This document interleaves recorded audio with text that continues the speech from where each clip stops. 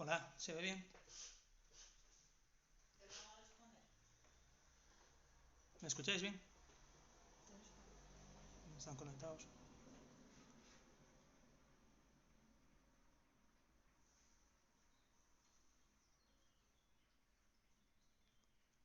Hola, ¿me escucháis o no me escucháis?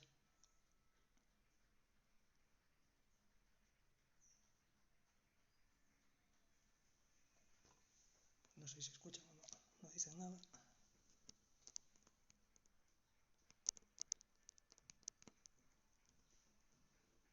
Ah, ok, vale.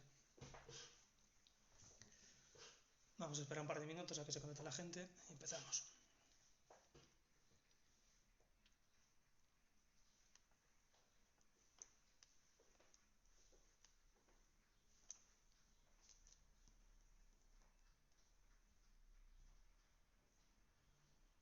Bueno, mientras se va conectando la gente, ¿qué preferís? ¿Que me centre un poco más en lo que es la parte técnica, explicaciones y demás? ¿O que cuente anécdotas personales, cosas que me han pasado y demás?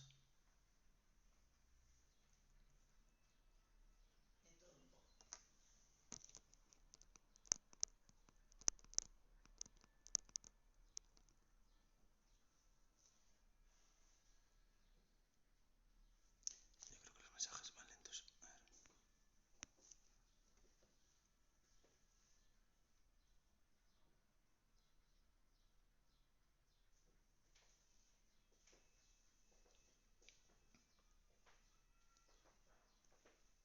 Lo del sonido no creo que pueda hacer nada yo. A ver.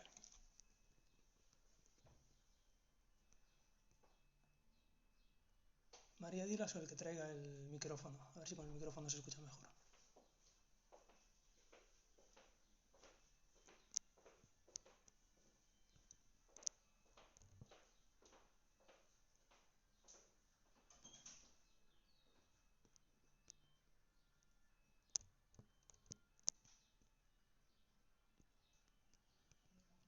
A ver, la técnica voy a hablar seguro, o sea, eso seguro. Digo, si aparte de centrarme solo en eso, si queréis que cuente también, pues algunas cosas a mayores.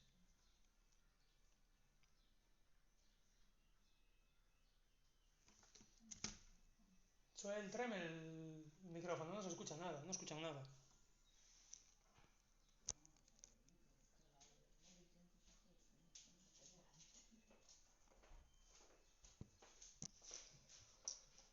Tienes abajo. Ostras.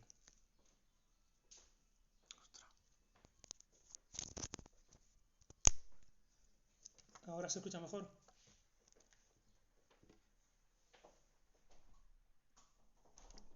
Como busca algo para sujetar ahora el móvil.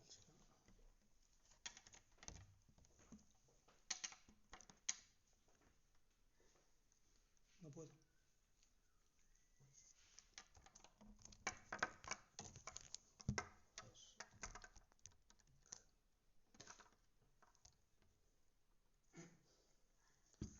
Apoya algo aquí y ya debería de poder. Ahora se escucha mejor ya, ¿no? A ver si consigo aguantar el móvil para que no se caiga.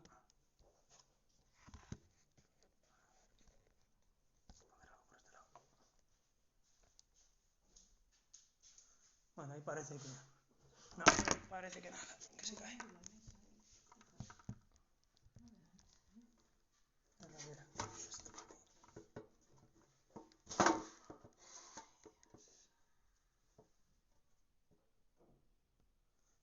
Vale. Escucháis bien ya, ¿no? Ahora le puse un micrófono.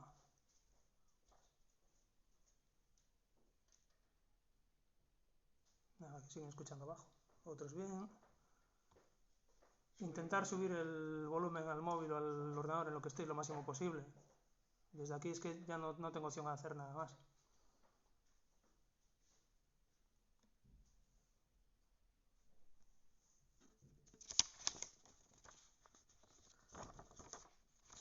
Vale, bueno, voy a empezar. Voy a contar un poco de todo. Si me enrollo demasiado, pues me lo decís y nos centramos un poco más en la parte técnica. Vamos a hablar del slow jigging. Entonces, el slow jigging es una técnica que viene de Japón y que nace del jigging. Yo empecé a hacer jigging más o menos hace unos algo más de 10 años. Me pasé al jigging porque con las técnicas de pesca que yo hacía, pues estaba cansado de pescar peces pequeños y viendo vídeos de otras zonas, pues siempre tenía la ilusión de pescar algún pez un poquito más grande. Yo practicaba de aquella principalmente spinning en zonas de ría y lo que se pescaban son pues, lubinas tamaño mediano, lubinas de kilo, y practicaba también pues, principalmente la pesca fondeada, pues, fanecas, besús, jurelos, caballas, todo lo que entrase. Los primeros vídeos que empecé a ver eran vídeos de zonas lejanas, pues, del Caribe, de Canarias, sitios donde sacaban unos peces espectaculares, pero que quedaban muy lejos de aquí. Pero empecé a ver vídeos de la zona del norte de Galicia y de Asturias, pues vídeos por ejemplo de Dosío Lures, seguía el blog que él hacía, y allí pues pescaban abadejos muy grandes, pescaban lubinas, pero bichos muy gordos, y samartiños y especies de ese tipo. Entonces me llamó la atención, compré un par de jigs y yendo a pescar a fondo, pues de vez en cuando los ponía a ver qué pasaba. Y en principio las primeras veces los ponía 5 minutos y como no tenía ningún tipo de picada, pues me daba la impresión de que estaba haciendo el tonto, lo sacaba y listo. No lo estaba haciendo correcto porque estaba con la lancha fondeada y para la pesca del jigging lo ideal es dejarse ir a la corriente, pero bueno, eso lo veremos después. Lo que pasó un día es que llegamos a una postura a pescar fanecas, conecté un jig, mi padre estaba preparando la sardina y antes de que él pudiese lanzar yo dejé caer el jig al fondo, lo moví 2 veces y clavé un abadejo de unos 2 kilos. Lo volví a dejar caer y también lo volví a mover un par de veces y otro abadejo. A la tercera vez pasó lo mismo, a la cuarta vez pasó lo mismo y a la quinta vez pasó lo mismo pero con un bicho descomunal. Tenía el carrete tarado al máximo y lo que me pasó es que por poco me rompe la caña. La caña se empezó a doblar, la tuve que poner totalmente dentro del agua y se rompió el bajo. Entonces a partir de ahí quedé totalmente enganchado a esta técnica. Al día siguiente me equipé de jigs, volví a la zona y bueno, hice una pesca muy buena. Y a partir de ahí pues tuve unos años haciendo jigging. El jigging es una técnica que comenzó en Japón, que consiste en dar tirones muy bruscos de unos señuelos, que son unos señuelos de plomo, que caen muy rápido al fondo y que hay que subirlos con mucha energía, dando tirones muy bruscos hacia arriba, hacia la mitad de agua más o menos, luego se dejan caer otra vez y se vuelve a repetir. Es una técnica que hace que te canses muchísimo, porque estás todo el rato gastando muchísima energía. Entonces las jornadas de pues, toda la mañana pescando a jigging llegábamos a tierra destrozados, peor que ir al gimnasio. Con el tiempo aparecieron pues, los vinilos, entonces cambiamos los jigs por el vinilo. Ya no es lo mismo, no es jigging, pero bueno, lo practicábamos en profundidad con jigs pesados y lo que nos permitía era pues moverlos mucho más despacito y cansarnos menos. El slow es una técnica que aquí, a España, empezó a usarse sobre todo hace 3 años, de 3 años a día de hoy. Y lo que se hace en el slow jigging es darle una vuelta de tuerca al jigging. El jigging era una técnica de pesca rápida y en el slow lo que se hace es una técnica de pesca lenta. Los equipos que veremos después son distintos, los señuelos son distintos y la forma de moverlos son distintos. Bueno, si queréis hacer alguna pregunta, como estoy hablando yo no me voy a enterar mucho, ¿vale? Pero si veo alguna pregunta por ahí que es interesante, pues la responderé o si no lo que haremos al final, repasaré un poco lo que habéis puesto y contestaremos responderé a las preguntas. Bueno, el tema del slow, lo que os decía, es otro tipo de movimiento, mucho más pausado, más relajado y requiere mucho menos gasto de energía. ¿Qué especies se pueden pescar a slow? Pues eso va a depender un poco de la zona en la que pesquéis. Yo siempre me voy a centrar un poquito más en la zona donde yo pesco. Yo pesco en la zona de Galicia, en Rías Baixas, aquí cerca de Bayona.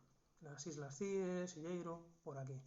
Pero todo lo que es la zona de Galicia, norte de Portugal, Asturias, Cantabria, País Vasco, más o menos es muy similar, aunque en algunos sitios hay especies que aquí no hay, como pueden ser dentones, pargos o otro tipo de especies. Yo aquí en mi zona, principalmente lo que se pesca tanto a jigging como a slow jigging, son principalmente lubinas y abadejos. Eso es lo que pescamos principalmente, aunque también se pescan, por ejemplo, pues samartiños, es una captura esporádica en esta zona, Un poquito más al norte se pescan bastante más samartiñas, pero aquí, bueno, pescamos alguno muy de vez en cuando. Se pescan pintos, se pescan maragotas, se pescan, cuando estamos pescando en zonas limpio, pues se pescan otro tipo de peces, como por ejemplo rubios. Y después, aunque no queramos, pues siempre los peces de fondo, pues alguna faneca, bueno, algún pez de estos que mordisquean, pues también se quedan enganchados. Y también en ocasiones pues hay listados y también algún listado se puede pescar.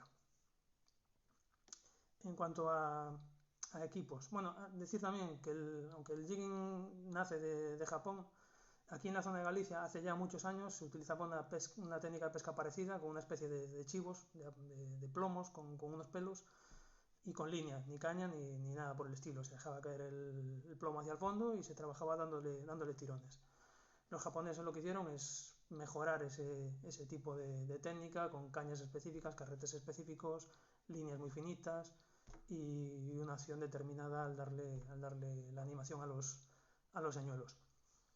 En cuanto a los equipos, tenemos distintos tipos de caña para slow. Por decirlo de alguna manera, tenemos la caña de toda la vida, las que conocemos, las cañas que se utilizan para spinning, pero diseñadas para la técnica del slow. Tenéis que tener mucho cuidado a la hora de comprar una caña, porque muchas de las cañas que hay en el mercado son cañas de jigging.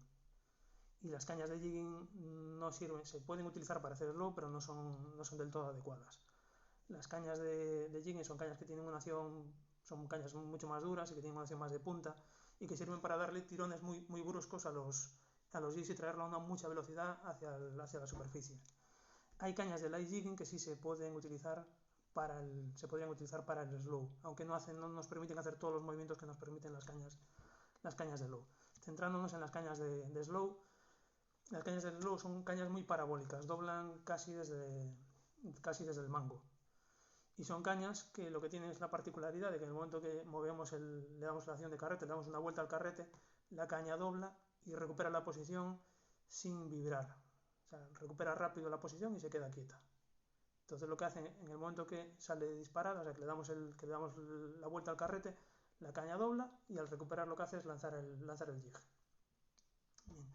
Los dos tipos de caña que hay son la caña que lleva el carrete de toda la vida, el carrete bobina giratoria, los carretes de spinning. O sea, cuando me refiero a carretes de spinning me refiero a los carretes que utilizamos, por ejemplo, para los de siempre, los carretes para pescar a spinning.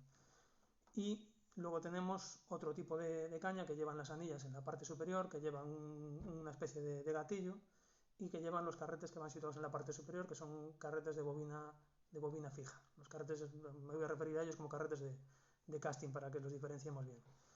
En cuanto a las cañas específicas, las que llevan las anillas por arriba, podéis encontrar pues la normal, que lleva todas las anillas por arriba, y también tenéis cañas que funcionan o que llevan anillas en espiral. O sea, la primera anilla va situada en la parte superior, la siguiente anilla va un poco girada y la siguiente un poquito más girada, y luego las demás ya van todas en la parte inferior de la caña. A la hora de estas cañas, en el momento que le damos la acción al carrete, o sea, tenemos que distinguir un poco. Luego veremos cómo trabajar con el carrete normal o con el otro carrete, porque va a cambiar mucho la forma de animar los señuelos y sobre todo la acción que nos van a transmitir. Estas cañas lo que tienen es que al trabajar ahora me estoy liando ya con lo que quiero contar. ¿Lo veis bien o no? Porque estoy leyendo algún mensaje por ahí que me ponéis que no lo veis bien. Sí, ¿no? Bien. Vale, o sea que se sigue escuchando un poco bajo. Bueno, eso no puedo hacerle gran cosa. ¿Cómo? El micro, a ver, poniendo el micro un poquito más para aquí. Si quieren ir poniendo algo en el grupo, yo estoy pendiente. Si me quieren alguna pregunta o algo en el grupo de WhatsApp. Te las puedo leer. Pero las puedes leer ahí también si... Sí. Espera un segundo que le doy el portátil a María. Y así si hay alguna pregunta interesante para no estar yo leyendo los mensajes, pues ya me la dice ella.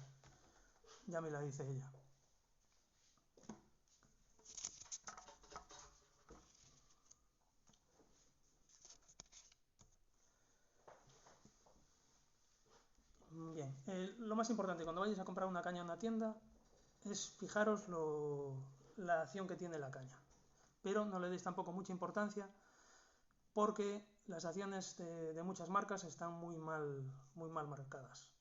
Entonces lo que tenéis que coger es la caña en la mano y ver la dureza que tiene doblándola.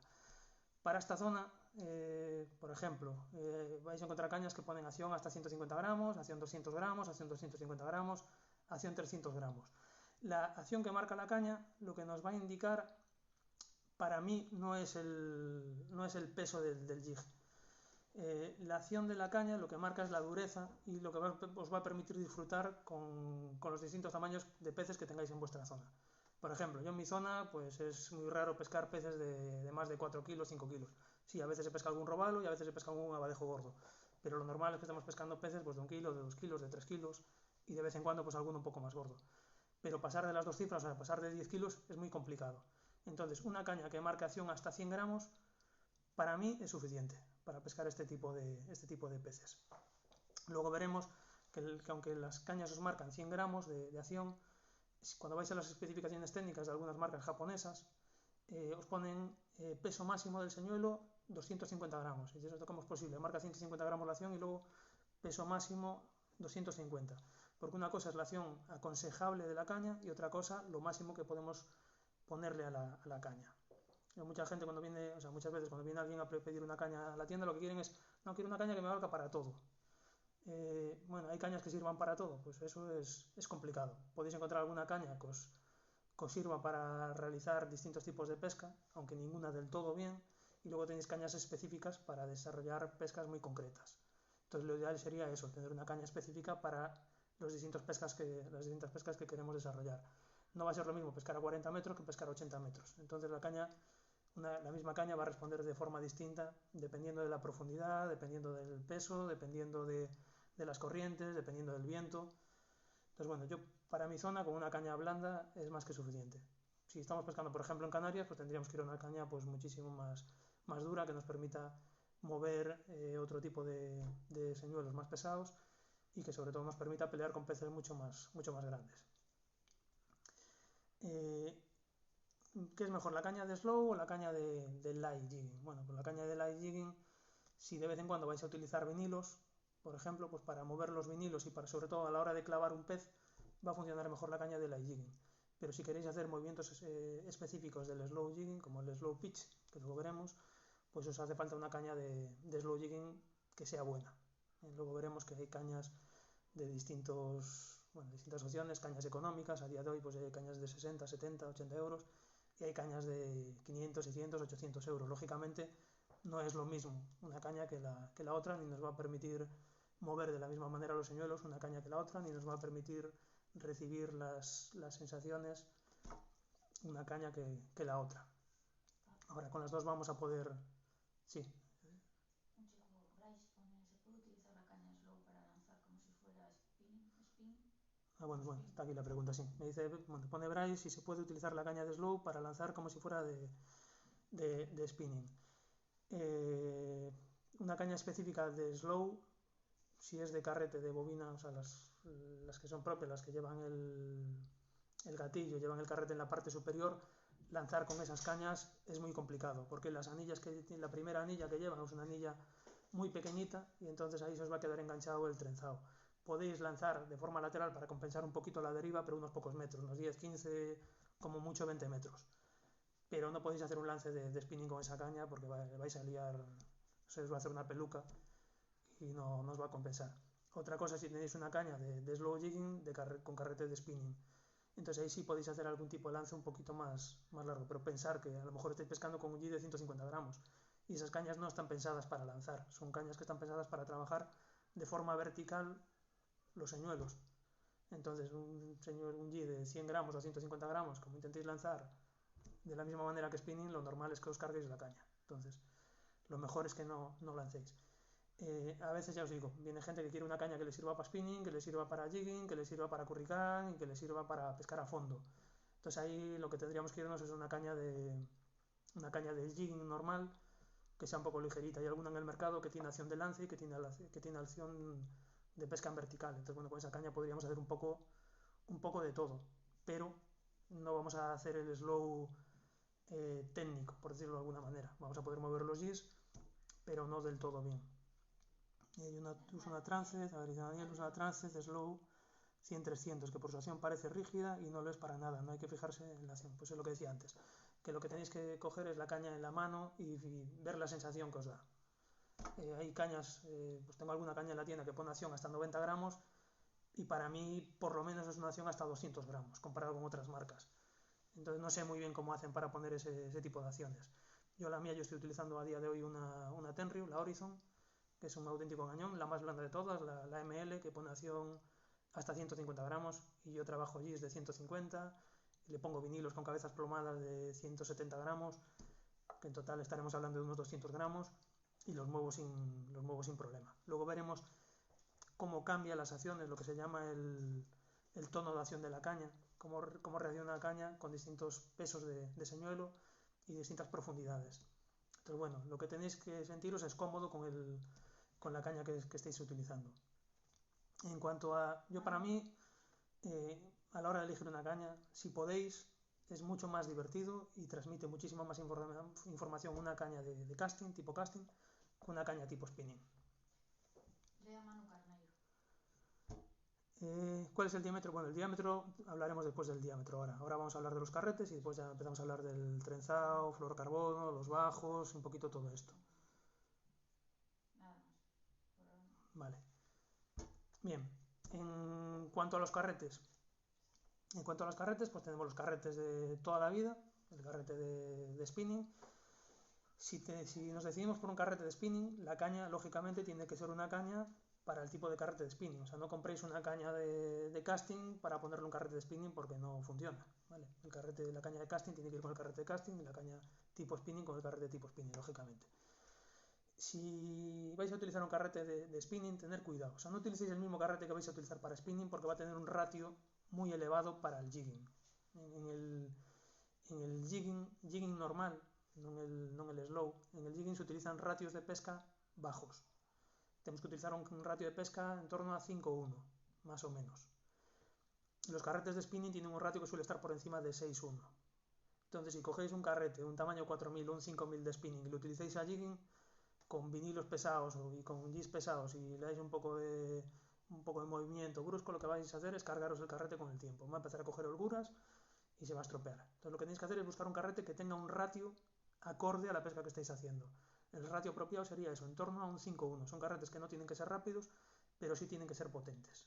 Veremos después que en un carrete de casting no es lo mismo. Un carrete de casting lo que vamos a buscar es un carrete que tenga un ratio muy alto, ¿vale? Por los movimientos que vamos a hacer en el slow. Pero con los carretes de spinning buscar siempre un carrete que tenga un ratio de pesca bajo, o sea, un carrete que tenga potencia y que no sea rápido. Tamaño apropiado, eso va a depender siempre de la zona en la que estéis pescando y los peces que tengáis en vuestra zona. Yo para pescar aquí, los peces que tenemos aquí, con un 4000 que sea un carrete un poco robusto, ¿vale? No me iría a un carrete muy ligero de spinning de estos que no pesan absolutamente nada, no. Me iría a un carrete un poquito más compacto, que tenga fuerza, que tenga una bobina, un pomo de combate y que sepa que los materiales son buenos. Hay carretes en el mercado que no valen mucho dinero y que sirven perfectamente para esta técnica. Mejor que, por ejemplo, utilizar un Stella 4000, que es un carretazo para spinning, pero yo no utilizaría nunca un Stella 4000 para hacer jigging. Otra cosa ya sería un Stella 6000, que ya tiene un ratio de pesca más bajo que el 4000. Entonces, bueno, buscaros siempre eso, un carrete acorde a los peces de vuestra zona. El freno, por ejemplo, en mi zona, con que tenga 5 kilos de freno, más que suficiente. Bien, si vamos a pescar pues en otro tipo de mares, si hay, por ejemplo, yo qué sé, samas o hay meros o cosas por el estilo, pues entonces necesitáis carretes muy potentes y que tengan un freno pues en condiciones, para que el carrete dé una seguridad a la hora de pelear ese tipo de peces. También pensar una cosa, que un fallo muy habitual que se comete cuando se está empezando con la pesca del jigging o del slow jigging es el freno del carrete. A mí me pasó el primer día lo que os decía, que clavé un pez muy gordo y como tenía el freno tarado, pues claro, al no soltar el hilo, la caña se dobló, por poco se parte. Y al final rompió el bajo. Y suerte que rompió el bajo porque si no me arranca la caña.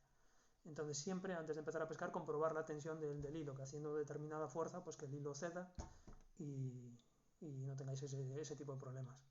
Antonio Jesús te pregunta si el ratio tiene que ser alto o jigs de slow con 2 asís o con 4. Vale, estoy leyendo las preguntas. Me está diciendo. Antonio Jesús. Vale, Antonio Jesús me pregunta por los jigs de slow con 2 asís o con 4. Vale, lo veremos después, ¿vale? Vamos por parte. ¿Es alto o bajo el del carrete? Y el ratio es lo que os estaba comentando. El ratio en el carrete de spinning tiene que ser bajo, tiene que ser sobre 5,1. En el carrete de casting lo veremos ahora, ¿vale? En el carrete son cosas distintas, son formas de trabajar distintas por el tipo de movimientos que le vamos a dar.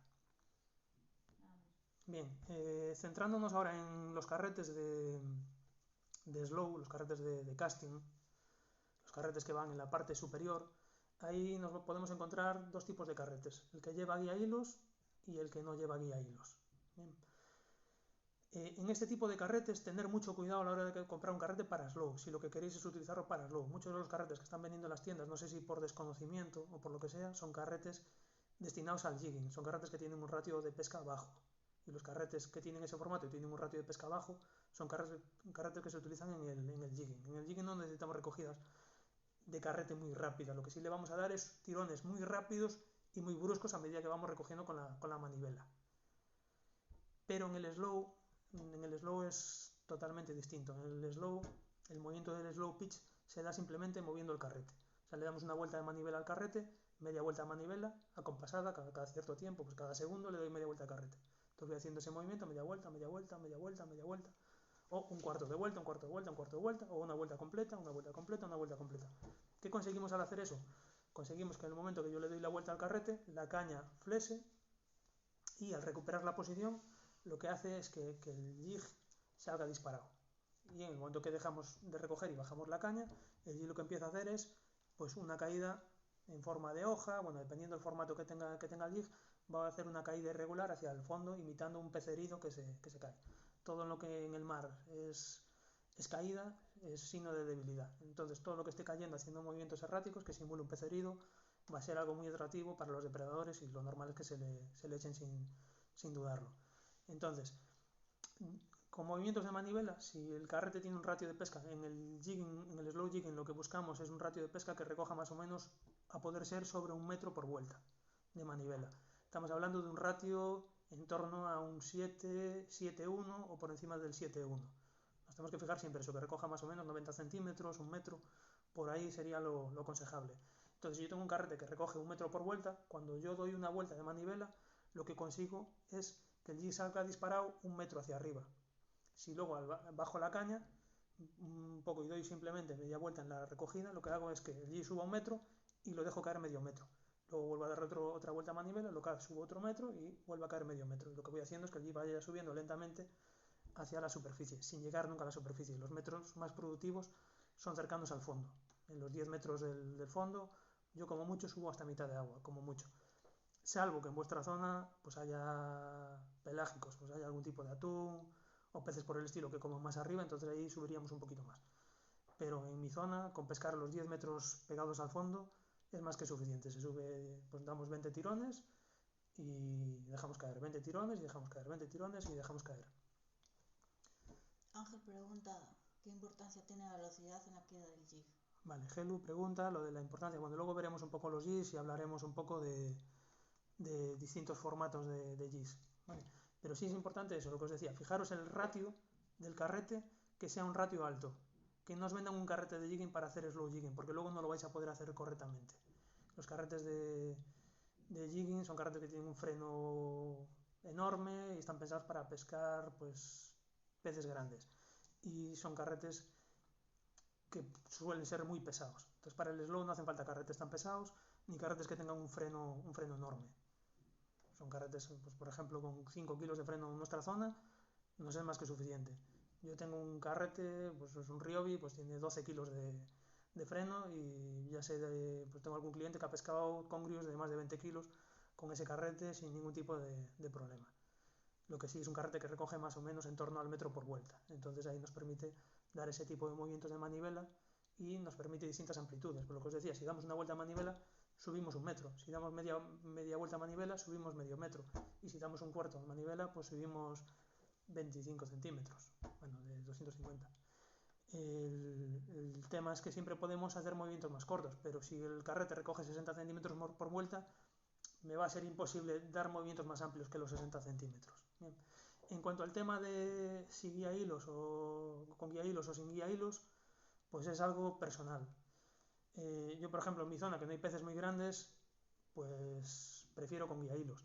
Pero si aquí tuviese la opción de pelear con peces de 15, 20, 30 kilos, sin duda sin guía hilos, porque el guía hilos os va a dar problemas a la larga. Entonces es preferible iros a un carrete que no tenga guía hilos. ¿De qué diámetro el hilo? El trenzado después, ¿vale? El trenzado, lo siguiente, cuando acabemos con los carretes, nos iremos al trenzado.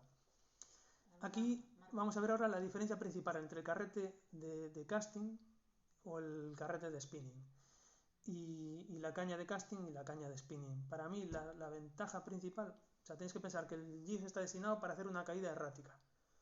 Entonces, si no ejercemos ningún tipo de acción sobre el jig y estamos pescando en 50 metros, yo en el momento que pongo el jig en el agua y libero el picado del carrete, lo que va a hacer es empezar a hacer este movimiento y va a tardar un tiempo en llegar al fondo.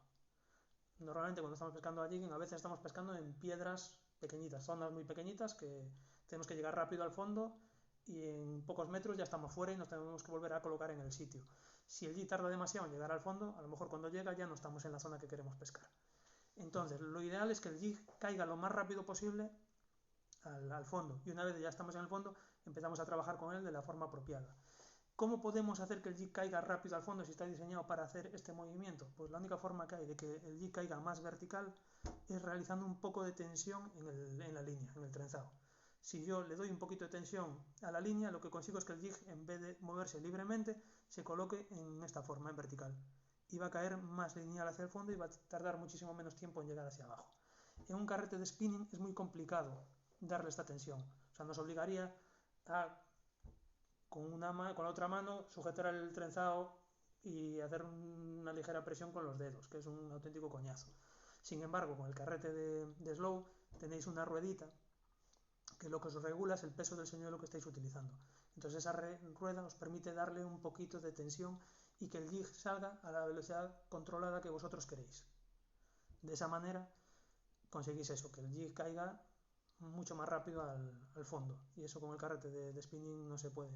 Se puede, pero mucho más complicado. Después, otra ventaja que tenéis en ese tipo de carretes es que tenéis el dedo gordo lo tenéis siempre encima de la bobina y siempre está rozando el trenzado con el dedo. ¿Qué conseguimos con eso? Pues conseguimos recibir toda la información que nos va a transmitir el jig en la caída. Las picadas que no notamos en el carrete de spinning, en el carrete de casting sí las vamos a notar. Pero es que vamos a notar incluso, si estamos atentos, los cambios de densidad del agua que nos van a marcar las distintas corrientes o las distintas capas de agua que tenemos, la termóclina, pues una capa que hay de agua más caliente y otra capa más fría, la densidad de las aguas son distintas, entonces eso lo vamos a poder notar.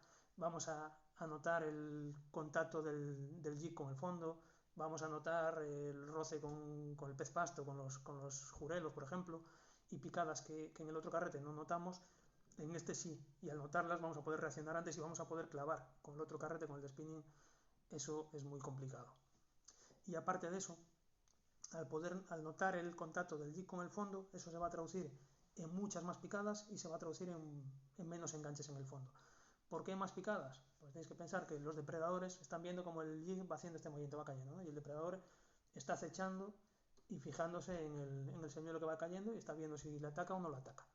Entonces, en el momento que el jig toca el fondo, en un carrete de spinning, cuando hay viento, cuando hay un poquito de deriva rápida, a veces tardamos más de la cuenta en darnos cuenta que el jig tocó el fondo. Entonces, en el momento que el jig toca el fondo, si lo dejamos quieto se va a posar, el pez se va a dar cuenta de que eso no tiene vida, se va a dar la vuelta y vamos a perder la picada o la posible picada. Y no nos vamos ni a enterar de que ha pasado eso. Sin embargo, si yo noto el contacto del jig con el fondo, voy a reaccionar mucho antes. Lo que voy a hacer es, en el momento que toca, ya lo voy a separar del fondo y en ese momento el depredador le va a dar la impresión de que el pez se quiere escapar y es cuando se van a producir la mayor parte de las picadas, en ese primer tirón que vamos a dar o en esos 2 o 3 primeros tirones que damos al principio. Además, también lo que os decía, en el momento que toca el jig en el fondo, si tardamos más de la cuenta, tenéis que pensar que eso lleva anzuelos. Ahora veremos cuántos anzuelos le podemos poner, pero siempre va a llevar 2 anzuelos en la parte superior. Si yo dejo que el jig se pose en el fondo y tardo más de la cuenta, lo que va a hacer es, esos anzuelos van a bajar y van a contactar con las rocas. Si tardo más tiempo aún, se va a empezar a arrastrar por el fondo y posiblemente se nos va a enganchar alguno de esos anzuelos y después pues vamos a tener que tirar hasta que suelte o hasta que rompa. Entonces vamos a perder mucho material. Al notar el contacto y dar el tirón rápido, no le vamos a dar tiempo a que los anzuelos se posen en el fondo y se enganchen.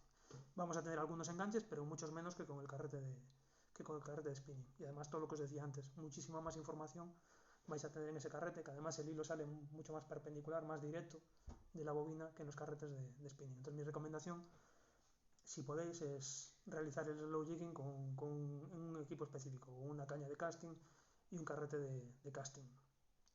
Lea Víctor Ferreiro.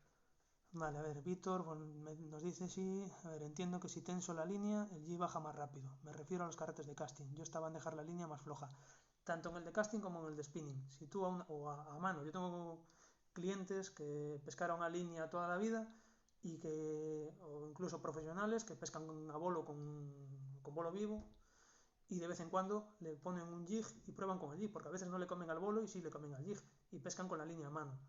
Pues es lo mismo, si yo a una línea, a una cuerda, le doy un poquito de tensión, lo que hago es que elimino la posibilidad de que el jig se mueva libremente y tarde ese tiempo en llegar al fondo. Se va a poner en vertical y va a caer mucho más rápido. Aunque parezca un poco raro eso de que si le damos tensión caiga más rápido, podéis comprobarlo y veréis que realmente es así. Si le dais tensión, el jig va a caer más vertical hacia el fondo, va a tardar menos tiempo.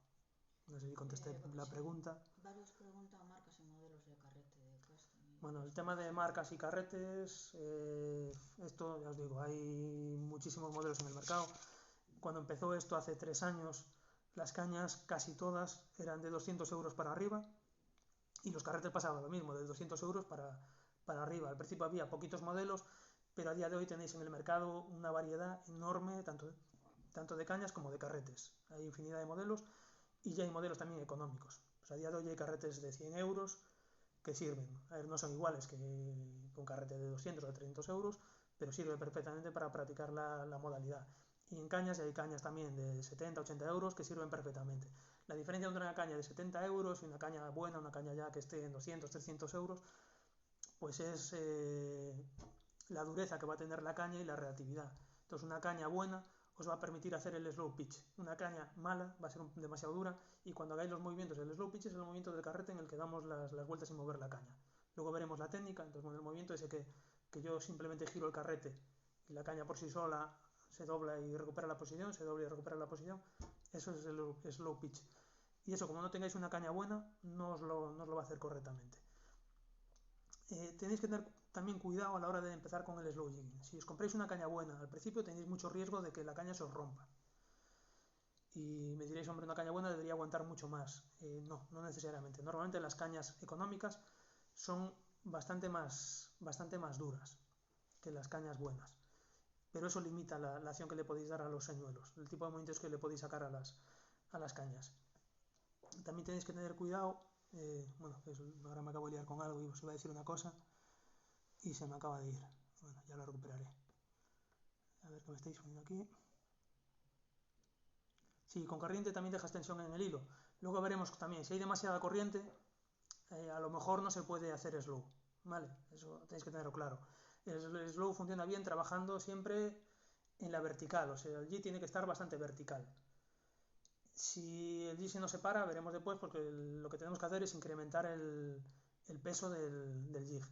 Y si aún así se separa mucho de la embarcación, pues tendremos que cambiar y pescar con vinilo o con un jig que esté diseñado para trabajar cuando hay corrientes excesivas. ¿Vale?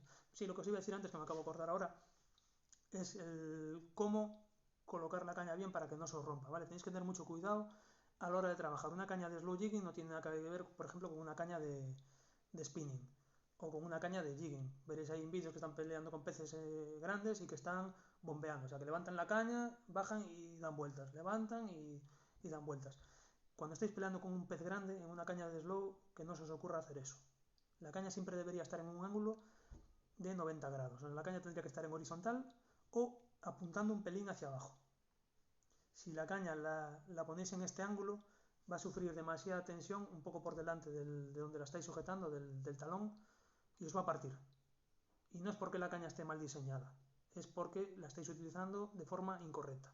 Y es algo que no suelen informar en muchos sitios, pero que tenéis que tener muy en cuenta para que no os pase eso. Yo ya he visto alguna que otra caña rota y yo ya me he cargado alguna por eso mismo. Tenéis que tener también mucho cuidado cuando enganchéis en el fondo, ¿vale? Cuando enganchéis en el fondo podéis hacer cierta tensión y dar unos tironcitos, pero no forcéis. Y sobre todo no levantéis la caña un ángulo porque os la vais a cargar. Lo que tenéis que hacer si os engancha en el fondo es tirar con la mano, ¿vale? Liberáis, abrís el picado del carrete y tener cuidado porque el trenzado corta. Entonces pues con algo que os proteja la mano o el brazo, le dais ahí unas vueltas y tiráis a ver si suelta o a ver si o que parta y listo, pero nunca levantéis la caña de esa posición porque os la vais a romper. Entonces lo que os decía, para empezar a veces es recomendable empezar con una caña más económica que os va a permitir tener más fallos en la acción de pesca porque va a aguantar mucho más.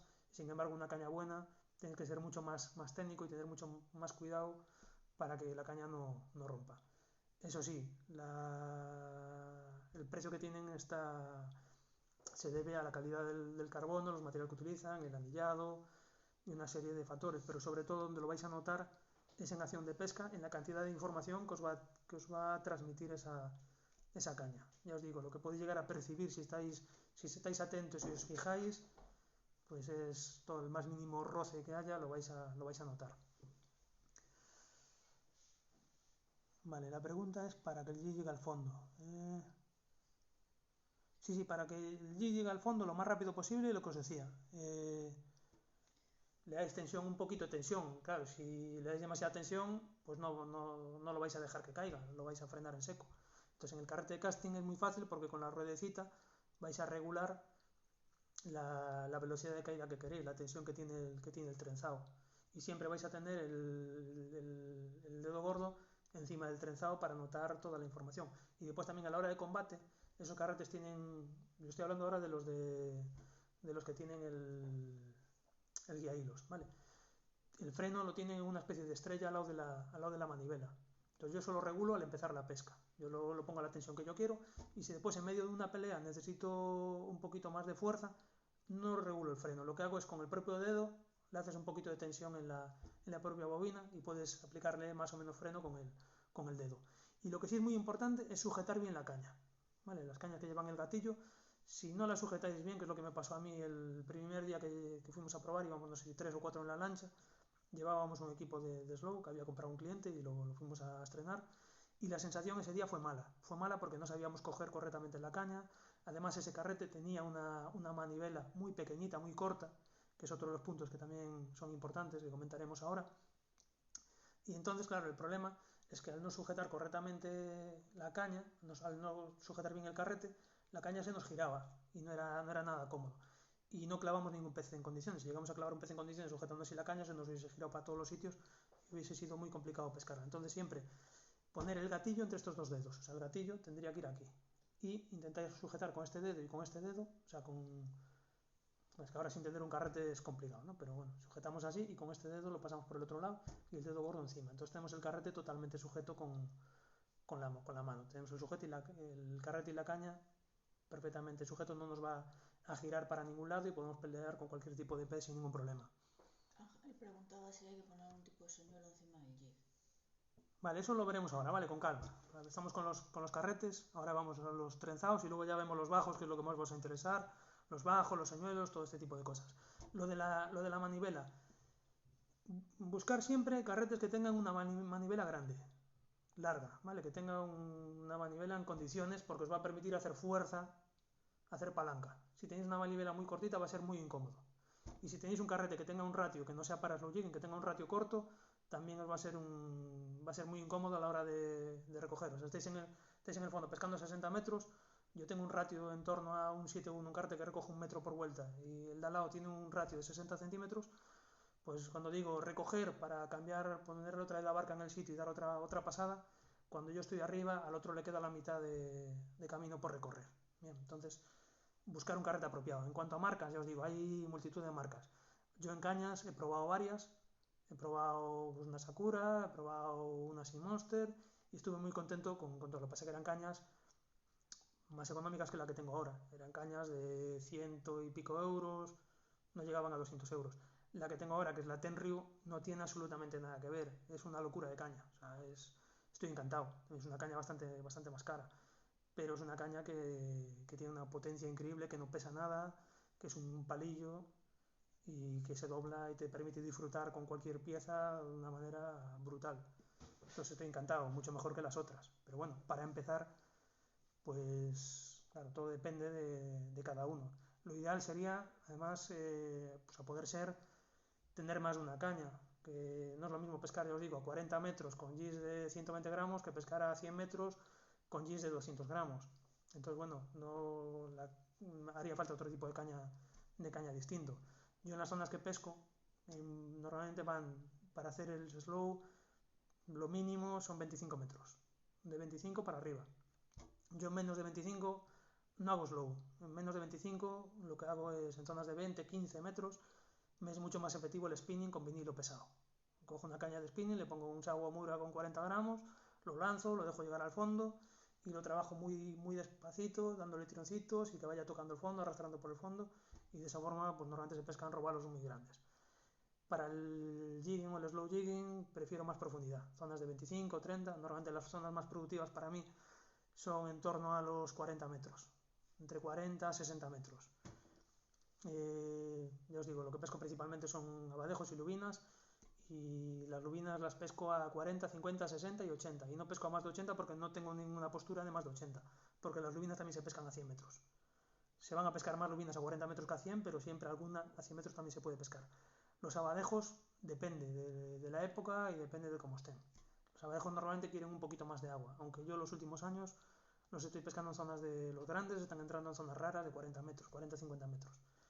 Y en épocas que no los había pescado nunca. Normalmente yo los abadejos antes los pescaba pues en estas fechas, cuando empezaba la primavera, verano. Y sin embargo el año pasado los pesqué en pleno invierno. En enero, febrero fue cuando dio los abadejos más gordos. Y en teoría en esos meses los abadejos tendrían que estar en mucha profundidad y los pesqué en 40-50 metros de agua. Bueno, en cuanto a tema carretes y cañas, más o menos, ¿está entendido? ¿Alguna duda? ¿Pasamos a otra cosa? A ver, no sé si hay alguna pregunta.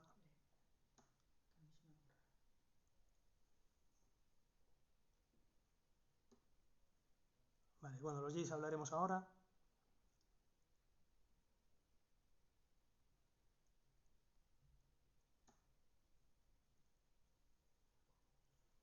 Vale, bueno, Hugo dice, si no están en la vertical, los jigs de slow pierden la acción. Sí, los jigs de slow están pensados para trabajar en la vertical.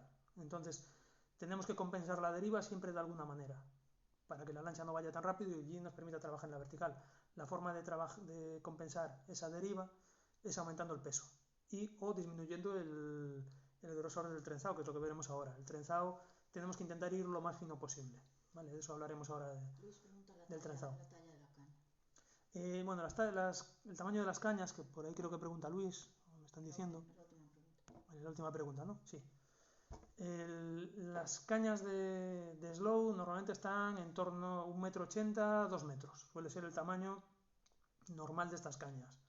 Y suelen ser cañas de una sola pieza o que tienen el talón y la parte completa de la caña. O sea, lo que es la parte de las anillas es una única pieza. Las cañas de pinning suelen ser 2 piezas y las de slow no, las de slow es una única pieza o el talón desmontable como mucho. Dices que tiene que ver la longitud de la caña con la embarcación que usas. No tiene nada que ver la longitud de la caña con la embarcación. Las cañas tienen ese tamaño prácticamente todas las marcas. ¿Vale? Van a estar ahí 1,80, 1,85, 1,90, 1,95, como mucho 2 metros. Es lo que... Y ya os digo, en cuanto a marcas en el mercado tenéis un montón para elegir. ¿Vale? Tenéis de todo tipo. Y en cuanto a carretes, lo mismo. La única recomendación es, en cuanto a carretes, es que os fijéis bien que el carrete sea un carrete realmente para slow, que no sea un carrete sobredimensionado, que pese... Yo es que me han intentado vender los comerciales carretes que no eran para slow y ellos me estaban intentando convencer de que eran carretes para slow y después los vi en otras tiendas que los anunciaban y que los vendían como carretes de slow. Y eran carretes que cuando veías el ratio tenían un ratio de 4 y pico 1, carretes que pesaban, pues para esta zona, que un carrete de 300 gramos llega, pues pesaban casi medio kilo. Era una locura de carretes, con unos frenos bestiales. Entonces no tiene sentido utilizar un carrete de ese tipo para pescar lubinas de 3, 4, 5, 8 kilos como mucho. No tiene ningún sentido. Otra cosa es utilizarlo para otro tipo de peces, pero aún así no es un carrete de slow. El carrete de slow tiene que tener un ratio de velocidad alto. ¿Vale? Otra cosa, si queréis hacer jigging puro, entonces sí, tenéis que ir a un carrete que tenga un ratio distinto, un carrete bajo. Bien, en cuanto a los... Cambia mucho la acción de la caña. de ser una pieza completa a ser talón y la pieza, no hay absolutamente ninguna diferencia. Ninguna diferencia, porque lo que le da la acción a la caña es la pieza que es completa, es la parte de delante donde están las anillas. Lo otro simplemente va encastrado en el talón y no le va a afectar para nada, ¿vale? O sea, eso que no os preocupe lo más mínimo. Lo único que tiene ventaja que sea desmontable el talón es que es un poco más cómoda de transportar. Aunque yo he tenido cañas de talón y al final no las desmonto, las llevo montadas, porque al final a veces te quedan encastradas y cuando llego a puerto y quiero soltarlas a veces es un lío, pues ya las dejo montadas y listo, no las suelto. Vale, el tema de la acción que estáis preguntando también, lo veremos después, ¿vale? Pasamos ahora al trenzado. ¿Queréis algo más de los carretes? Las Wulfen no las conozco. Las Wulfen no sé, no las tengo en la tienda y no las conozco. Pero ya os digo, hay muchísimas marcas en el mercado con una calidad increíble, suficientemente buena para practicar esta pesca y sin necesidad de gastaros dinerales, ya os digo, hay de todo. Aunque bueno, si queréis algo bueno, lógicamente la calidad se nota. Berencho te dice si trabajas igual los señuelos los días de mar plano que cuando Sí, bueno, lo de Brenso ya le dije, lo contestaremos ahora cuando veamos lo de la técnica. Bien, en tema del trenzado. El tema del trenzado tiene que ir en consonancia, igual que los equipos, con la zona en la que estéis pescando. No va a ser lo mismo pescar en Galicia que pescar en el Estrecho, o que pescar en Canarias, o que iros yo qué sé, al trópico.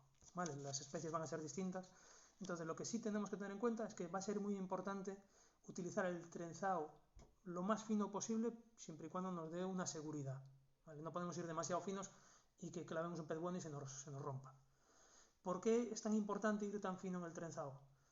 Porque estamos pescando en profundidad, entonces estamos pescando en, yo qué sé, 40 metros, 80 metros, 100 metros, y esa línea está haciendo una resistencia con el agua. No es la misma resistencia la que va a hacer un trenzado de un 0,20 que la que va a hacer un 0,25 o que la que va a hacer un 0,30. Entonces esa resistencia se va a traducir en que el señuelo esté más pegado a la barca o se vaya separando más. Si hacéis la prueba y pescáis en la misma lancha con el mismo peso de señuelo y el mismo equipo, uno con un trenzado de un 0,20 y el de al lado con un trenzado de un 0,25, veréis que al del 0,25 se le separa muchísimo más, o sea, pierde la vertical, el que tiene el trenzado más gordo. Entonces tenemos que intentar ajustar al máximo posible el trenzado. Hay que pescar siempre con trenzado, ¿vale? Que esa es otra pregunta que me hacen. ¿No se puede pescar con línea normal, con nylon? No se puede porque el nylon tiene mucha elasticidad. Y si estamos en 40 50 metros pescando con algo que tiene elasticidad y estamos intentando animar un señuelo, darle vida a ese señuelo y cada una serie de movimientos determinados, con el nylon es totalmente imposible porque el nylon nos va a absorber los tirones y no vamos a notar absolutamente nada. Incluso la mayor parte de las picadas no las vamos a sentir y no vamos a poder clavar tampoco correctamente los peces. Entonces es fundamental trenzado de calidad y pues lo más fino que podáis sin poner en riesgo las capturas. Yo, por ejemplo, para mi zona con un 0,20 es más que suficiente. Algunos clientes alguna vez que se le ha roto, no quiero un trenzado más gordo, quiero un 0,28. No, 0,28 no es para pescar en Galicia, no es para pescar peces de hasta 10 kilos. 0,28 es para pescar peces mucho más gordos, para pescar con señuelos más pesados y pues en el Canarias o por ahí pues sí necesitarán ese tipo de trenzados, pero en Galicia, en el Cantábrico no es necesario trenzados tan gordos. Un 0,20, incluso un 0,18 es más que suficiente, ¿vale? Y vais a ganar eso, menos resistencia en la línea y vais a pescar a más en la vertical. Tenéis que tener en cuenta además que nosotros tenemos la tendencia a pensar que el señuelo va en línea recta, o sea, desde la caña hasta el fondo va en línea recta, y eso no es así para nada. El señuelo está sometido a una serie de corrientes y de acción que realiza el agua tanto sobre el señuelo como sobre el trenzado. Entonces normalmente el señuelo, la línea, hace un efecto parábola.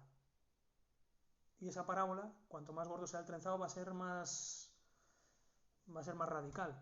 Y eso se puede traducir incluso aunque pensemos que le estamos dando tirones y esos tirones que nosotros le estamos dando a la caña no surtan efecto porque lo que estamos haciendo es tensando esa parábola y ese movimiento no llega correctamente al jig. Entonces eso lo tenemos que reducir siempre con el grosor lo más fino posible y con el peso del jig. También tenéis que pensar que a veces no solo hay una corriente, a veces hay distintas capas de agua, cada capa tiene una corriente y puede que incluso vaya haciendo alguna S el trenzado en el agua y en distintas partes pues vaya haciendo pues movimientos distintos ese trenzado. Entonces un 8 hebras mínimo, veo que estáis poniendo por ahí 4 hebras. ¿Colores o no? Trenzado de calidad, no os ahorréis el dinero en el trenzado porque a la largo sale caro. O sea, yo engancho un jig que vale 20 euros en el fondo y si no suelta tengo que empezar a tirar y llega un momento en que tengo que tirar hasta que parta. Entonces si un trenzado aguanta una fuerza de 10 kilos y otro trenzado del mismo grosor aguanta 15 kilos, pues lógicamente habrá uno que llegado un momento romperá y el otro me va a permitir hacer mucha más fuerza. Y esa fuerza a mayores que puedo hacer a lo mejor supone que el anzuelo desgarre pues el mejillón, el arneirón o la roca en la que esté que se suelte y consigamos salvar el señuelo. Un trenzado nos puede durar muchísimo tiempo si no hacemos cosas raras con él. Un trenzado me puede durar perfectamente 2 años. Cuando está un poco deteriorado le doy la vuelta y lo tengo nuevo. Entonces, no ahorréis dinero en el trenzado. Un trenzado de calidad. No tiene por qué ser un trenzado sedoso. Los trenzados sedosos se utilizan para spinning. Aquí utilizamos un trenzado que lo que tenga es resistencia lo máximo posible al roce y sobre todo a la tensión. Entonces, un trenzado, lo ideal sería un trenzado para jigging. Me preguntáis aquí el tema de los colores. Pues normalmente los trenzados de colores, de 8 hebras, suelen trenzados específicos para jigging. Entonces yo os los recomiendo. El tema de los colores lo podéis utilizar o hay mucha gente que no lo utiliza. Yo no me fijo mucho en los colores. Pero hay en determinados sitios donde el pescado está comiendo a una determinada altura y con los colores, los trenzados que vienen por colores, lo que tienen son 10 metros de un color, otros 10 metros de otro color y así pues tienen 5 o 6 colores y cada 10 metros lo van marcando un color. Y normalmente cada metro tienen una marquita, o sea que también os permite contar los metros. Entonces si estáis pescando por ejemplo en 100 metros y el pescado está comiendo a 20 metros, te permite saber cuándo estás llegando a esa zona, tanto en la caída como en la subida. Sabes que te están picando en el color azul y entonces lo que haces es estar más pendiente o trabajar más tiempo esa zona con más calma. Entonces es útil para eso. ¿Y qué marca aconsejas? Después, ya os digo, que sea fino, que sea de calidad, 8 hebras y si podéis poner un 12 hebras, pues un 12 hebras. Lo que pasa es que cuanto más hebras, más caro va a ser. Ya os digo, no es importante que sea sedoso, lo que sí es importante es que sea resistente. En cuanto a marcas, lo mismo, que es que hay un montón de marcas en el mercado y hay marcas buenísimas, hay marcas más económicas que otras. Yo qué sé, tenéis trenzados como el IGK, que es una pasada, tenéis trenzados de otras marcas. A ver, yo estoy haciendo el directo ahora desde Ultimate Fishing y lógicamente pues las marcas que yo utilizo, estoy patrocinado por ellos y utilizo más las marcas de ellos, pero utilizo muchas otras marcas. Por ejemplo, el trenzado de Sufis va muy bien, ya os digo, hay muchos trenzados en el mercado. Luego hay trenzados que hay gente que está encantada con ellos, yo los he probado y a mí no me ha gustado y a la inversa. Luego hay partidas de trenzados que se falsifican o no sé cuáles, o que vienen mal. Yo he probado algún trenzado de una marca muy conocida que habla muy bien de él y a mí me partía pero seguido. Lo tuve que sacar a los 2 días porque aquello era un desastre. Entonces lo que tenéis que buscar es un trenzado con el que estéis cómodo y que sepáis que no se va a romper fácilmente. Pero ya os digo, normalmente cuando compráis un trenzado de 40 euros, de 8 hebras, pues todas las marcas van a tener más o menos la misma calidad. Ya eso, vais a la tienda y en la tienda ya os aconsejarán pues qué es lo que va bien. Pero normalmente cualquier 8 hebras de una calidad decente, más que suficiente. Donde os digo que sí ajustéis es en el grosor. Me podéis decir, ¿y por qué no ponemos en vez de un 0,20 un 0,15? Bien, podéis poner un 0,15, pero a lo mejor os entra un pez un poco gordo y os lo parte, ¿vale? Entonces, cuidado, tampoco pequéis por el otro lado, en el otro extremo. Vale, bueno, no es un poco innecesario, por eso os digo, yo el tema de los colores en mi zona, en la profundidad en la que yo pesco, no me fijo mucho en lo de los colores. Hay gente que sí se fija mucho, yo particularmente no me fijo mucho. Lo de la sonda a veces no marca pescado y están comiendo y estáis pescando. Y otros días marca muchísima actividad y no comen. Entonces, la sonda hay que trabajar con ella, es muy importante, pero hay que saber entenderla bueno, y hay que tener cuidado también con ella. Entonces, eso, a veces podéis llegar a distinguir en la sonda lo que es la termóclina, también os la puede llegar a marcar si es una sonda buena. La termóclina lo que os marca es las 2 capas de agua principales que hay. Entonces, los que hacen pesca submarina la distinguen perfectamente porque es un sitio donde pescan habitualmente. La termóclina lo que marca son 2 capas de agua, las 2 capas tienen distinta temperatura, distinta densidad y no se transmite el sonido entre ellas ni la visibilidad en efecto espejo. Si tú estás en la capa de abajo, no ves lo que hay en la capa de arriba y a la inversa. Entonces los depredadores suelen estar en esa capa esperando a que al pez pasto lo cruce sin tener visibilidad, y en el momento que lo cruza le atacan y se lo comen. Entonces poder llegar a localizar la termóclina con la sonda es importante, y si sabes a la profundidad a la que está, pues con el tema de los colores en la caída, tú en la caída, si sabes en la sonda que te marca que hay pescado, yo que sé, a los 30 metros, pero ¿cómo sabes si no tienes colores que el G lo tienes a los 30 metros? Entonces el tema de pues en los 30 metros es el color azul, porque cuando llegas al color azul sabes que estás en la zona adecuada, sabes que estás ahí y ahí lo frenas un poquito, o lo mueves, lo empiezas a mover en esa zona. ¿Quedó claro más o menos o me lié un poco? El resto de fruta por el bajo, el fluorocarbono, qué pones, qué medida, qué diámetro. Bueno, el trenzado más o menos no tiene mayor ciencia, ¿vale? El trenzado, pues...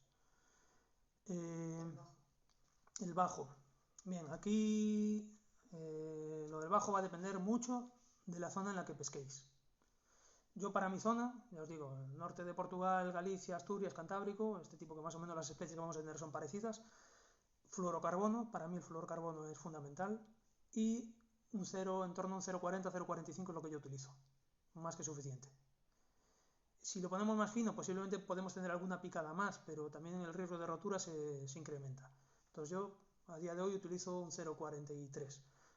He llegado a utilizar un 0,50 y tengo clientes que a veces les parte demasiado y me vienen buscando incluso 0,70. A mí 0,70 me parece una locura y no es necesario, porque con el freno regulado, la caña que absorbe y demás, es muy raro que os partan el bajo, ¿vale? Entonces un 0,40, 0,45, también lo mismo, de calidad. No os ahorréis 10 euros o 5 euros en la bobina de fluorocarbono, por el mismo motivo. Vais a perder, si el fluorocarbono no es de calidad, vais a perder muchísimos Gs enganchados en el fondo, se os van a ir muchas piezas por rotura, porque al mínimo roce se os va a partir. Entonces, una bobina de 50 metros da para hacer muchísimos bajos. Y aunque podéis encontrar un fluorocarbono de 100 metros, la bobina que cueste 10 euros, y a lo mejor una bobina de 50 metros, una marca buena, os cuesta 30 y pico, 40 euros. Yo particularmente no me duele ese dinero gastado. Cuando se me va un pez, si se me ha partido el fluorocarbono, si sé que no estoy utilizando el de calidad, el cabreo que me pillo me dura mucho tiempo. Entonces, a día de hoy utilizo lo mejor que encuentro en el mercado. Entonces ahí pues, tenéis 30 fluorocarbonos buenos, ya sabéis cuáles son todos, pues tenéis IGK, fluorocarbonos muy buenos, tenéis Sigward, pues por ahí dentro de las mismas marcas hay distintas calidades también. Entonces bueno, ahí os podéis ajustar al bolsillo de cada uno. Pero ya os digo, intentar ir al fluorocarbono y al trenzado que no sean malos, ¿vale? No os la juguéis. En cuanto al largo, depende. Hay zonas donde utilizan 3 metros, hay zonas donde utilizan 5 metros, zonas donde utilizan 8 metros, y yo utilizo muy poquito. Yo ahora os enseñaré el montaje que hago. ¿Por qué hay sitios donde utilizan 3 metros, 5 metros, 8 metros? Bueno, el fluorocarbono lo que le da es invisibilidad a la línea. Entonces, claro, si pescarais, por ejemplo, con trenzado directo al señuelo, los peces la cuerda se ve mucho, entonces vais a tener muy pocas picadas. Al poner fluorocarbono, el fluorocarbono pues tiene el mismo índice de refracción que el agua, con lo cual en el momento que lo metemos en el agua, en principio desaparece y no es visible. Hasta cierto punto, porque sí es cierto que si tú utilizas un fluorocarbono de 0,50 y el de al lado tiene un fluorocarbono de 0,30, seguramente le va a tener más picadas que tú. Entonces, bueno, intentar también afinar, pero bueno, 0,40 para esta zona es suficiente. En Canarias o en otros sitios, pues habría que ir a un grosor pues a un 0,60 o lo que sea, cada sitio, dependiendo de las especies, pues habría que ajustar, ¿vale? ¿Por qué hay sitios que utilizan 3, 5, 8? Bueno, depende de cómo sea el fondo, depende de cómo sea la claridad de las aguas y depende también de los peces. Si las aguas son muy claras, necesitáis tener un largo de fluorocarbono más largo, ¿vale? Porque no solo van a ver el señuelo, si las aguas son totalmente transparentes y tú estás utilizando un bajo de 1 metro, el trenzado está muy cerca del señuelo y lo van a ver. Entonces necesitamos un bajo bastante más largo. Después, hay peces que se encuevan. Hay en determinadas zonas, pues un mero, por ejemplo, lo primero que va a intentar hacer es encobarse. Si se encueva y tenemos muy poco bajo, lo que va a rozar con la roca es el trenzado. Y el trenzado al roce con la roca parte muy fácil. El fluorocarbono aguanta muchísimo más. Entonces, lo que queremos es que sea el fluorocarbono el que roce con la roca, para intentar que rompa lo menos posible. Entonces, claro, si los fondos son muy irregulares o tenemos bajos corales, por ejemplo, o cuevas grandes donde el pescado se va a poner, pues a lo mejor necesitamos 5 o 6 metros de fluorocarbono para que sea el fluorocarbono el que roce. Y después también el fluorocarbono, ese largo, lo que nos va a servir también es para amortiguar las embestidas de los peces grandes. Entonces, si vamos a tener peleas con peces de 20, 30, 40, 50 kilos y utilizamos un terminal muy corto, por ejemplo de 1 metro, tenemos muy poquita elasticidad. Sin embargo, si tenemos 8 metros debajo de fluorocarbono, pues tenemos cierta elasticidad que nos va a ayudar con esas primeras embestidas que nos van a dar los peces, donde además tenemos que tener el freno muy tarado para conseguir despegarlos del fondo y que no se nos enroque. Vale, más o menos lo del bajo está claro. Ahora os digo el montaje que hago yo, porque yo no pongo ni 3 metros, ni 5 metros, ni 8 metros. A ver, voy a leer un poco lo que pusisteis porque lo último no lo he leído. A ver. Bueno, el fluorocarbono, ¿qué diámetro? Pues es lo que os decía. Yo un 0,43 y dependiendo de la zona, pues habrá que subirle. Vale, los metros por lo que os acabo de decir. Del trenzado que también preguntáis, lo que os dije antes. Pues un trenzado bueno, de 8 hebras o a poder ser, si podéis, de 12 hebras, pues de 12 hebras. Que sea de calidad, que aguante bien. No tiene que ser sedoso, ya os digo, el trenzado sedoso es para el spinning. Entonces, bueno, un trenzado aunque sea tosco nos va a dar un poquito igual. Vale, la pregunta, bueno, la longitud del bajo, lo que os estaba contando ahora, vale, creo que no me dejo nada por ahí. Bien, ¿y qué es lo que hago yo? Bueno, yo desde que empecé con el tema del jigging, al principio cometí muchos fallos. Ya os digo, yo veía los vídeos de Usi Olures y pues al principio fui copiando más o menos lo que veía que ellos hacían y luego fui haciendo mis propios experimentos y demás. Y cometí muchísimos fallos al principio porque no sabía hacer los nudos correctamente, no utilizaba trenzados de calidad ni fluorocarbono, empecé con nylon, luego fui cambiando a fluorocarbonos. Los primeros fluorocarbonos que utilicé eran una basura, se rompían solos, entonces me costó un tiempo encontrar unos fluorocarbonos decentes. A día de hoy hay muchísimos fluorocarbonos en el mercado y son todos de calidad, no tienen nada que ver con los que usaba yo en su momento. Y no sé qué estoy poniendo por aquí. Vale, bueno, unión. Bueno, el tema también, la unión, cuando utilicéis 3 metros, 5 metros, 8 metros debajo de fluorocarbono, la unión entre el trenzado y el fluorocarbono es un nudo directo. O sea, no utilicéis giratorio ni ningún tipo de conexión de ningún tipo. Nudo directo. Y dependiendo ya las zonas también en los peces, pues podéis hacer un nudo más complicado o menos complicado. El nudo que mejor aguanta es el PR Knot, que lo podéis buscar por internet, pero normalmente se utiliza una especie de maquinilla para dar una serie de vueltas para un lado, vueltas para otro lado. Es un nudo que lleva bastante tiempo hacerlo y normalmente es necesario cuando vais a pelear con peces muy gordos. Yo para pescar aquí hago el uni to uni, se lo podéis buscar en internet, es un nudo bastante sencillo y para esta zona es más que suficiente. Vale, bien. Y bueno, y para unir el bajo, el fluorocarbono con el jig, si son peces muy grandes también lo mismo, no pongáis ningún tipo de conector. Atáis directamente a la arandela cerrada del jig. ¿Vale? Eso sería la forma correcta, nudo directo. Eso en los sitios donde hay peces muy gordos. Yo en mi zona que estoy continuamente cambiando de jig, le pongo más peso, le pongo otro color, le pongo un vinilo, pongo distintos tipos de señuelo, entonces lo que hago es le pongo una grapa. Tiene que ser una grapa que también os dé seguridad, pero yo las grapas, una grapa de, mira, estas. Aquí está. Pues las mismas que utilizo para spinning, no sé si la veis bien. Las mismas que utilizo para spinning, unas grapas que tienen una resistencia de 23 kilos, en este caso, pues más que suficiente para hacer slow. Si practicase jigging como hacía antes, con tirones bruscos y demás, nunca utilizaría una grapa de estas, porque con los tirones bruscos que se le dan, la grapa acaba abriendo, acaba cediendo y os perdéis el jig. Pero con el slow, como son tirones mucho más suaves, mucho más lentos, no hay ningún problema con este tipo de grapa. El nudo que hago para unir el trenzado con el fluorocarbono, si pescase sin el montaje que os voy a explicar ahora, sería el uni to uni, es el que hago yo. Uni, UNI, espacio, TO, espacio, UNI. Si lo buscáis en internet lo vais a encontrar. Es malo la unión del fluorocarbono con trenzado. Le resta movimiento al señuelo. No, la unión del fluorocarbono con el trenzado va directa, es un nudo que no afecta a lo más mínimo. Lo que sí, claro, si ponéis 5 metros, 8 metros, el uni to uni no sería aconsejable, porque el uni to uni es un nudo que abulta un poquito y que los hilos salen hacia el borde y que va a rozar en la anilla de la caña, va a ser incómodo meterlo.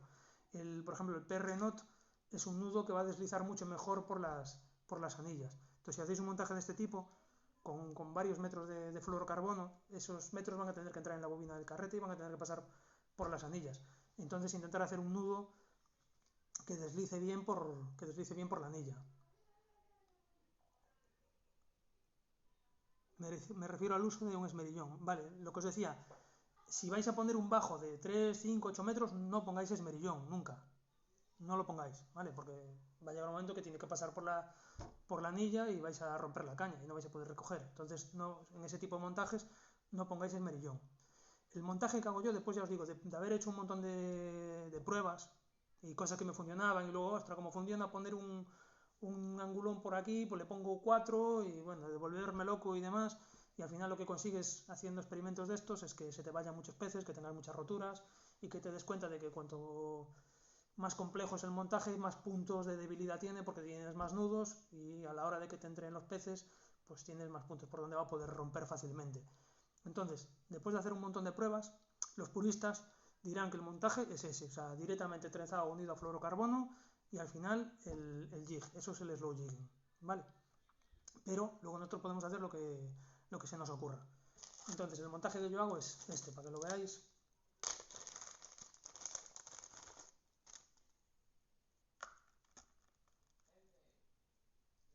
A ver, que ya la estoy liando.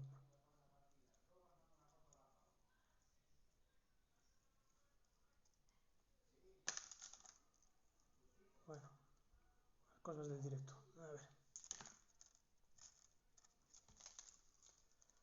Bien, como veis aquí, tenemos un giratorio pequeño que puede llegar a colar incluso por la anilla de la caña si me despisto. Hay quien le pone por encima del giratorio una perlita de estas que flotan, para que en el caso de que nos despistemos en la recogida, nos choque la perlita con la punta de la caña y no reventemos la anilla. El fluorocarbono de 0,43 de calidad, un trozo de unos 15 centímetros, un trozo cortito, si lo ponéis muy largo se os va a liar. Vale, el fluorocarbono, mucha gente me pregunta, ¿y este montaje que haces no se lía mucho?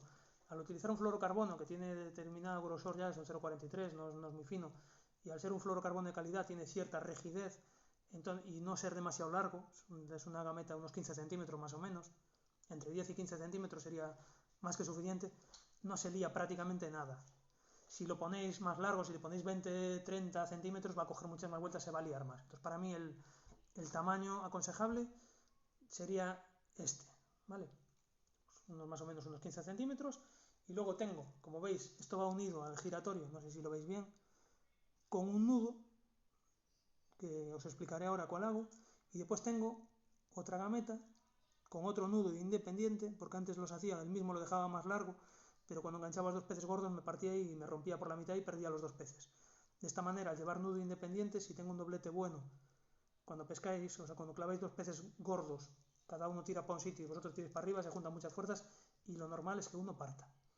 Entonces, va a partir uno, pero no vais a quedar sin los dos peces, ¿vale? Vais a salvar uno, vais a salvar otro.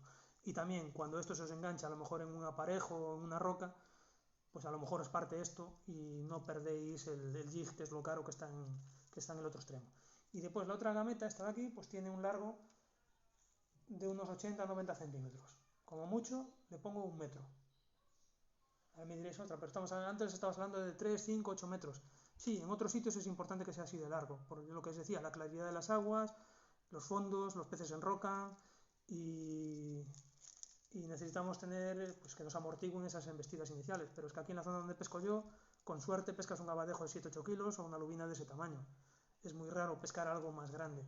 Entonces no necesitamos que nos amortigue tanto, las aguas en cuanto bajas un poquito ya se oscurecen, no necesitamos que sea tan transparente y después de hacer un montón de pruebas, a mí es lo que mejor resultado me da. Me diréis, bueno, y aquí me preguntan mucho, ¿y se puede poner un vinilo con cabeza plomada? A ver, se puede hacer un montón de cosas.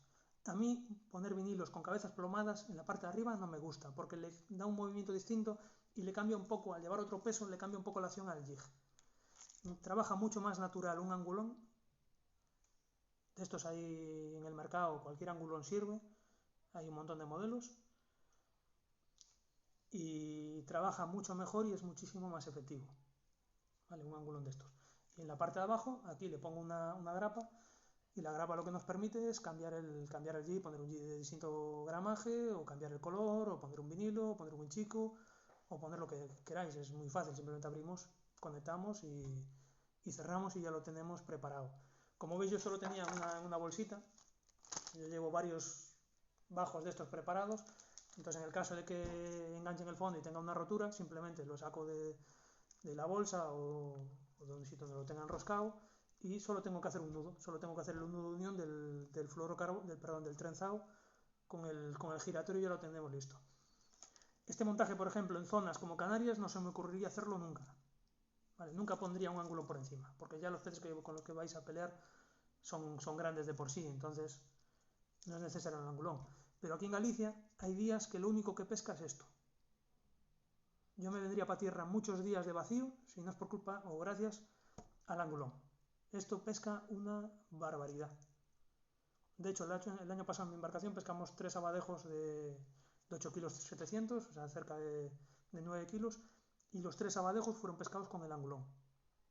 Eso sí, el angulón es importante que tenga un anzuelo bueno, porque si no lo que va a pasar al clavar un pez bueno es que os va a abrir el anzuelo y vais a quedar sin él. No sé si estáis preguntando por aquí cosas.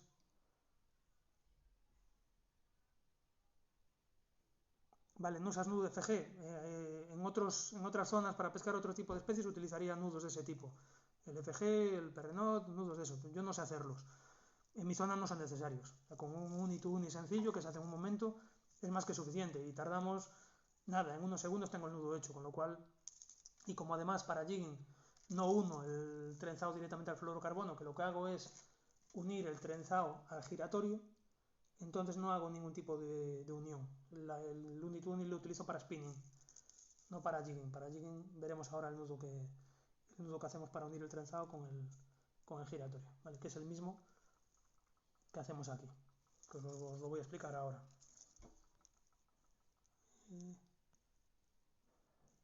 Es curioso, pero en tu montaje lleva el merillón, sí, lo que os decía, lleva el merillón, pero no tiene 3 metros de largo ni 5 metros de largo, lleva un largo total de como mucho 1 metro. Son 15 centímetros el angulón y 90 centímetros la grapa, con lo cual no necesito recoger y meterlo por dentro de las anillas. Y el único motivo de ponerle el giratorio es para poder poner los dos bajos sin bajar la calidad, o sin poner un punto de debilidad, porque si yo no pongo giratorio y esta línea la utilizo uniendo, o sea, la uno directamente a esta línea en algún punto, ahí estoy creando un sitio de rotura importante, ¿vale? Entonces, el nudo, por ejemplo, un nudo bueno, el nudo es el sitio por el más débil siempre del montaje. Entonces, siempre que os va a partir, si no está rozado o tiene alguna cosa rara, os va a partir siempre por el nudo. Hay nudos que van a soportar mucho más, o sea, que van a bajar la resistencia menos que otros. Por ejemplo, el PR-Knot tiene un 80 y un 100%, o sea, baja la resistencia del hilo muy poquito. Sin embargo, a lo mejor un Uni-to-Uni baja hasta el 60%, entonces estamos perdiendo bastante resistencia del hilo. No sé si lo estoy diciendo muy claro. A ver, ¿qué ponéis por aquí? ¿Qué talla de ángulo utilizar? La más grande posible. Cuanto más grande, yo siempre que voy a pescar a jigging o a slow jigging, lo que busco son peces grandes. La lubina pequeña tiene una boca enorme y son muy voraces, y el abadejo pasa exactamente lo mismo. Con lo cual van a comer un jig pequeñito como un jig enorme, y se van a comer un vinilo de 10 centímetros como se van a comer un vinilo de 20 centímetros. Entonces, para intentar que no nos amarguen la vida los jurelos, las caballas y los peces de fondo, las fanecas y todo este tipo de peces que hay por ahí, entonces lo más grande posible.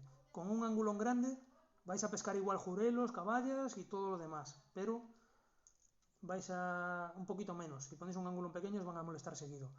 Hay mucha gente que dice, vale, pero si pones el angulón, las caballas y los jurelos no te van a dejar pescar. Los jurelos y las caballas las vais a pescar también con el jig, no van a molestar tanto. O sea, no os va a cambiar tanto no os va a molestar tanto el jig, os va a dar más bien pescado en condiciones. Ya os digo, hay días que si no es por angulón no pescamos nada, y hay días que hacemos auténticas pescatas gracias al angulón, pero de pescar lubinas grandes y abadejos grandes gracias al jig, y se hacen muchísimos dobletes, porque normalmente son peces, tanto la lubina como el abadejo, que atacan en grupo, y cuando muchas veces veréis a spinning que tenéis una y vienen varias detrás, pues si tenéis dos señuelos, cuando se echan a una y una línea clave la vienen distrayendo, hay otra que van a ir persiguiéndolo y se van a echar también al angulón o se van a echar también al jig. Entonces es muy habitual hacer dobletes. Y importa la rigidez del angulón. Hombre, cuanto más natural sea el angulón, mejor. Yo he probado varios angulones y hay algunos que me gustan más que otros y son más efectivos que otros. Yo a día de hoy los que más utilizo son estos. Y no son de la marca que me patrocina, pero bueno, si queréis saber cuáles son esto es el Rock and Street. Pero ya os digo, hay modelos de angulón de otras marcas que funcionan muy bien. También se pueden poner camarones y cosas por el estilo. Lo único que no me convence a mí es vinilos con cabeza plomada. Hay gente que sé que los utiliza y le funcionan bien, pero a mí no me gusta. Además de que se lía mucho más. Esto al no llevar peso prácticamente no se lía en absoluto. Salvo que pongáis la gameta muy larga. Si ponéis la gameta muy larga, entonces sí puede coger vueltas. Y si ya lleváis mucho tiempo con el bajo, pues a lo mejor sí empieza a retorcerse un poquito y demás. Entonces lo que hacemos es cambiamos el trozo de fluorocarbono y listo. Los bajos es importante revisarlos. Después de cada captura, los hilos, los nudos se pueden aflojar, entonces sería aconsejable cambiarlos. Y en cada salida sería aconsejable poner pues, unos trozos de fluorocarbono nuevos. ¿Vale?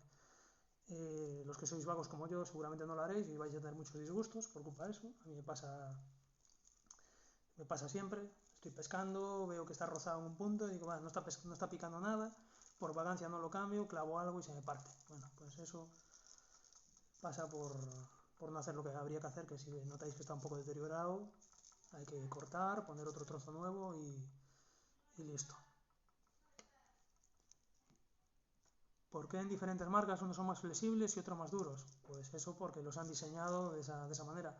Pasa como con los vinilos. Hay vinilos que son hiperduros, que no se pueden casi romper, y otros vinilos con una pequeña picada pues ya se rompen.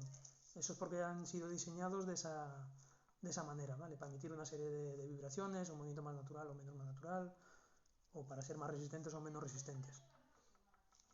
¿Angulón de cabeza plomada o no? Por lo que os decía, para mi gusto, no. Para este montaje, no.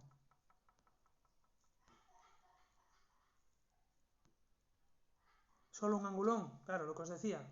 Yo cuando empecé con este tipo de montajes, a probar distintas cosas, hubo momentos que probé con 2, con 3, pero cuanto más chismos de esto le metemos, más sitios de debilidad estamos poniéndole en la línea. Entonces al final lo que conseguía es que se me partiese muchas más veces. Y pues no es agradable perder un pez y que además el pez se vaya pues con un piercing ahí que no sabe si se lo va a poder soltar. Entonces, uno me parece razonable. Más de uno me dio más desventajas que ventajas. Entonces no pongo nunca más de un angulón. Y no es bueno poner con ese montaje tuyo un tramo de fluoro desde el emerillón hasta el trenzado. Depende, si en vuestra zona tenéis las aguas muy claras o los peces enrocan, pues entonces ya no haría este montaje directamente. Vale, no haría este montaje porque ya tenéis un ángulo, o sea, un giratorio que ya está estorbando por el medio. No haría este montaje. Y después que tendríais que hacer otro nudo a mayores y tendríais otro punto de debilidad a mayores. Entonces, no sé. También es probar, ya os digo, yo he probado un montón de cosas y luego lo que me funciona a mí no es lo que le va a funcionar a todo el mundo. Entonces cada uno luego que pruebe y que saque conclusiones. A mí me funciona mucho y a la clientela que tengo en la tienda pues lo están utilizando con muchísimo éxito, con mucha gente y va realmente bien. Pero ya os digo, depende mucho de la zona en la que pesquemos, los peces. Hay varios factores que van a influir en esto. Es cierto que a veces pesca más el angulón que el jigging, sí, os lo dije antes, muchas veces pesca más el angulón que el jigging, o sea, que el jig o que el vinilo. Esmerillón triple, depende que triple. Si es el triple normal, que es como este y luego en el medio sale la otra parte para unir, se lía muchísimo, porque esa parte que sale se salienta y coge muchas vueltas. Entonces ese tipo de triple no lo aconsejo para nada. Después hay otro triple que es como este, pero lleva otro parecido a este dentro. Explicarlo es complicado. Pero bueno, si lo habéis utilizado alguna vez sabéis cómo es el que os digo. Son como dos de estos y uno va insertado dentro del otro. Entonces quedaría la parte de arriba donde estaríamos el trenzado así, y de aquí saldría este y de aquí tendríamos como otro colgando. Entonces en este extremo colgaríamos el angulón y del otro extremo colgaríamos el bajo. Entonces ese triple sí que lo vendo en la tienda para hacer este mismo montaje. Hay gente que lo prefiere.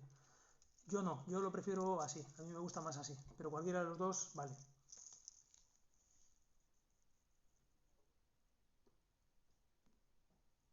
¿Cada cuánto tiempo salidas aconsejas cambiar el flúor? El flúor es aconsejable cambiarlo en cada salida. ¿Lo hago? No, no lo hago.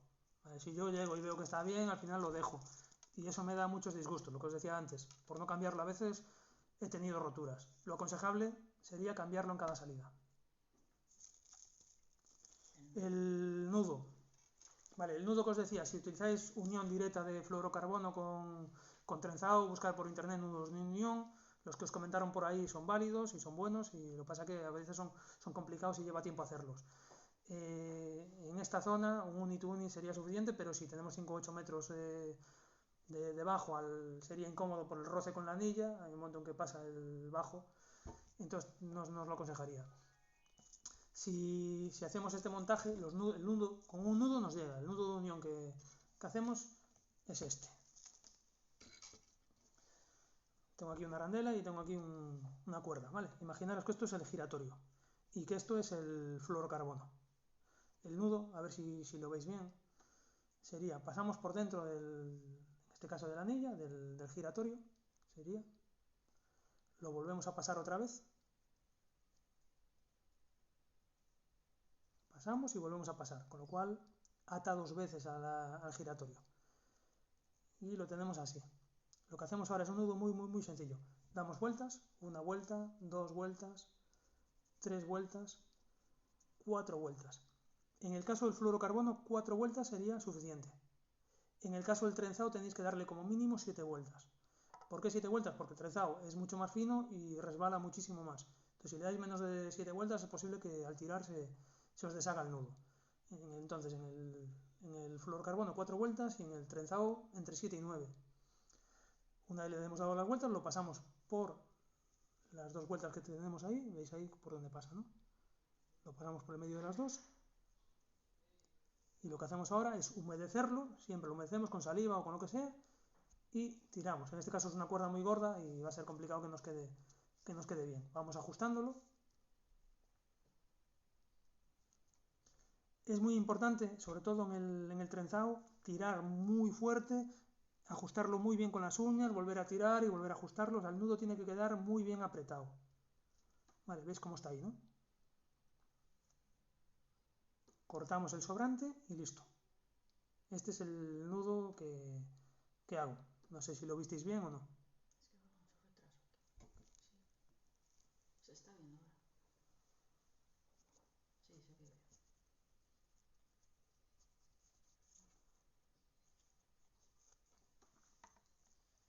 Para unir la grapa, para unir la grapa no voy a poder hacerlo porque la grapa es muy pequeñita y la cuerda es muy gorda.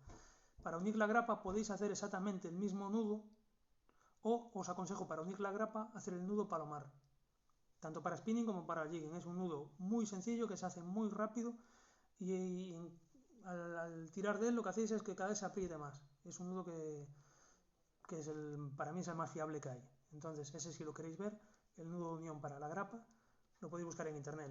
Buscáis nudo palomar y encontráis un montón de vídeos donde se ve clarísimamente. Pone que hay que cenar. Vale. Vamos a intentar ir avanzando.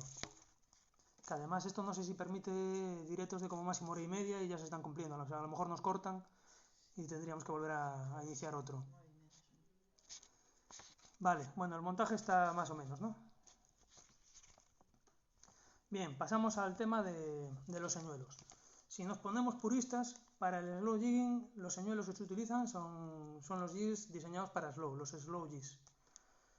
Ahora, yo utilizo otro tipo de señuelos, no será slow jigging, pero los utilizo como si fuese slow jigging, aunque el tipo de acción que le doy es un poco distinta, ¿vale? Entonces, hay un montón de jigs en el mercado para slow jigging. Si os fijáis, la mayoría son muy parecidos, son como calcos unos de otros, pero la particularidad, o sea, suelen estar diseñados para tener una acción determinada. El problema es que no nos dicen para qué están diseñados, o nos lo dicen pero está en japonés y no nos enteramos. Entonces, la única forma de saber cómo se mueve un jig es probándolos, viendo cómo se mueven en el agua. Yo os diré que no soy un pescador demasiado técnico. Hay gente que le gusta estar jugando, que se fija cómo se mueven la rapala, los señuelos y demás, y está muy bien porque eso te permite sacarles el máximo partido.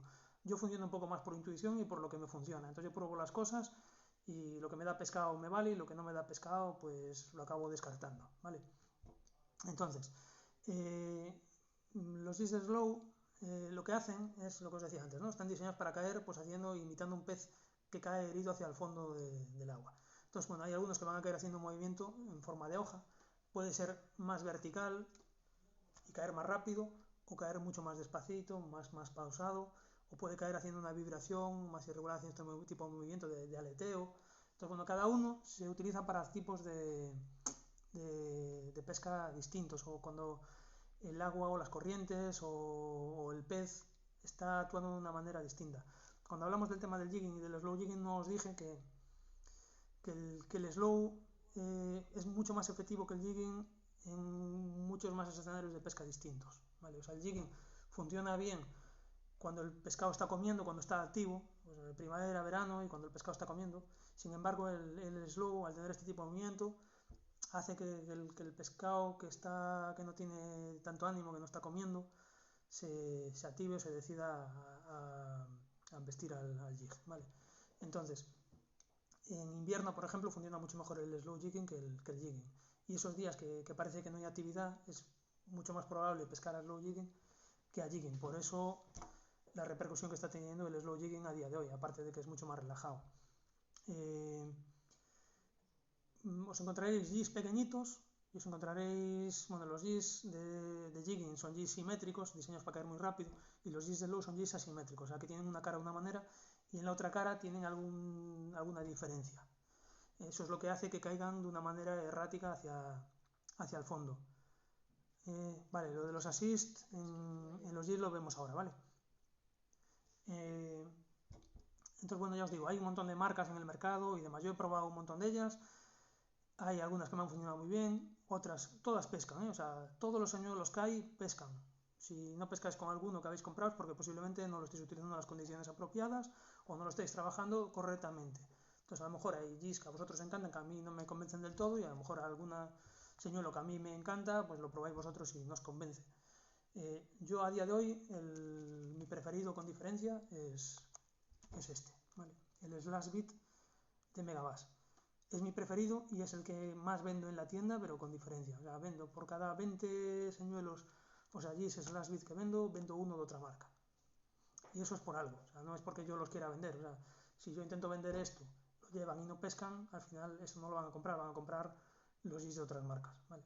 Pero si llevan esto y esto pesca, pues al final vienen a por más. Y los pedidos que hacen por ahí, pues casi todos son por esto.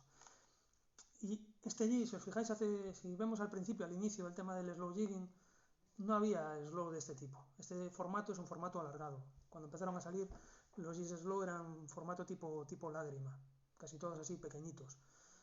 En Japón, que es donde desarrollan este tipo de técnicas, empezaron con ese tipo de señuelos. Y los distintos tipos de acciones pues son para eso, cuando el pescado está más activo, cuando las aguas están más calientes, cuando el pescado está más, bueno, depende de las circunstancias, funcionan mejor unos que otros. Pero con el paso del tiempo parece que los peces empiezan a reconocer los señuelos. Y con los jigs, con el jigging en su día, yo el primer año pesqué muchísimo, fue una locura. El segundo año pesqué bien, el tercer año pesqué bien, pero cada vez un poquito menos. Y a día de hoy, si hago jigging, estoy seguro, bueno, tengo probado y prácticamente no pesco nada jigging en comparación con el slow.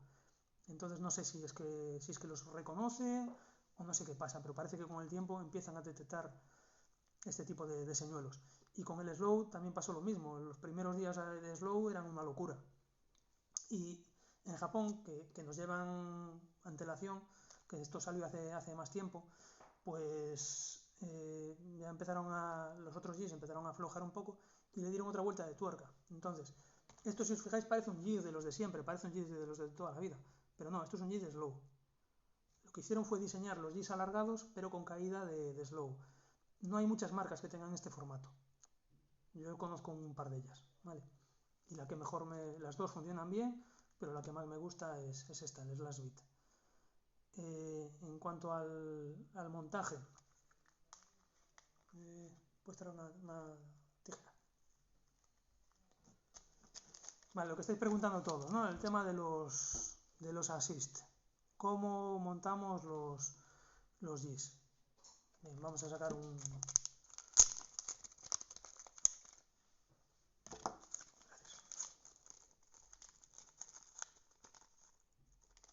Vamos a montar un assist.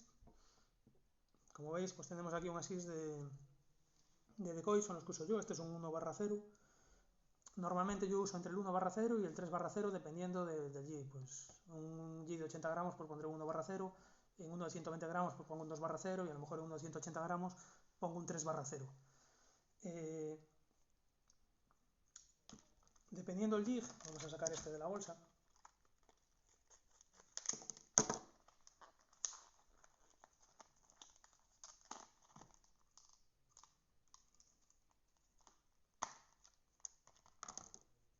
Bueno, como veis viene sin montar.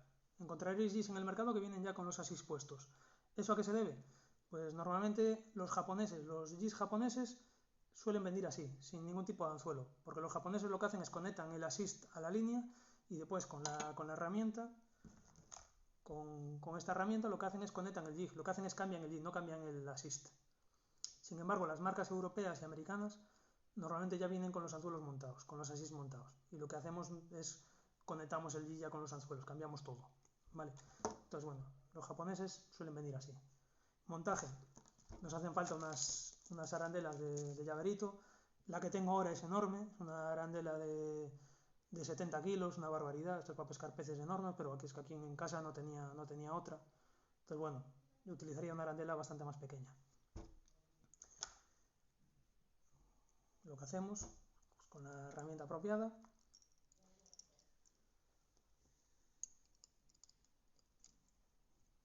la colocamos ahí y conectamos el assist.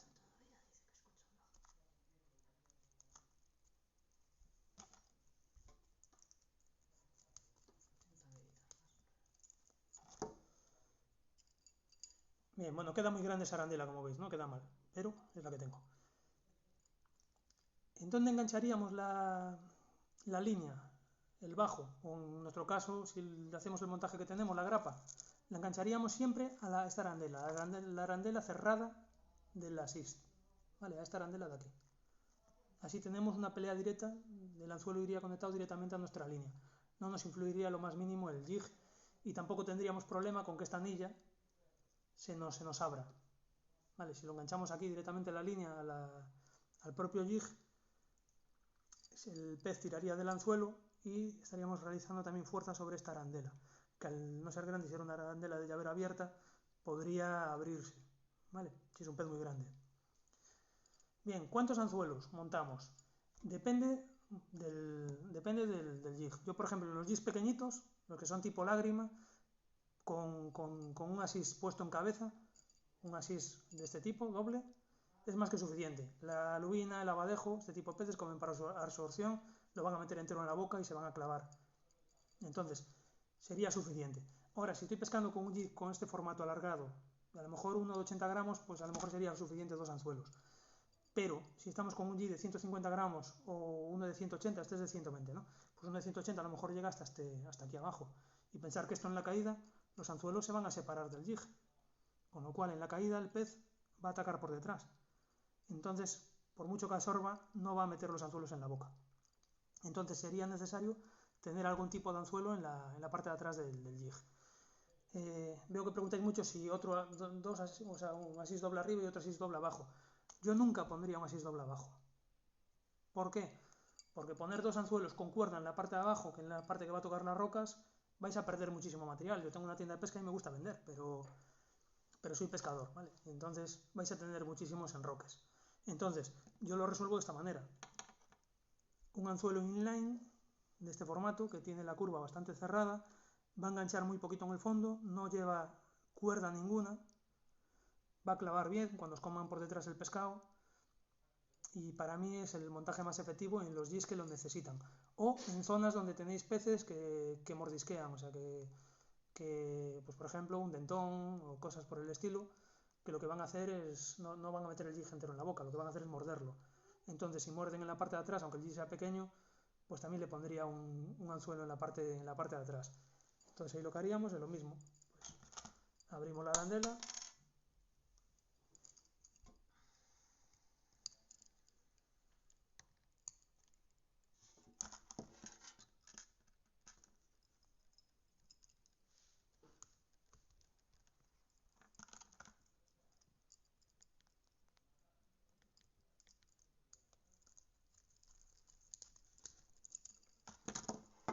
y ahí lo tendríamos.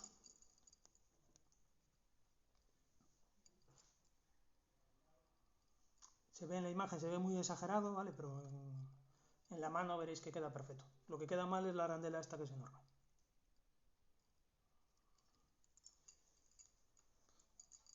Bien, hay jigs, por ejemplo, en el mercado, lo que os decía, ¿no? La deriva. Cuando hay mucha deriva, pescamos con jigs.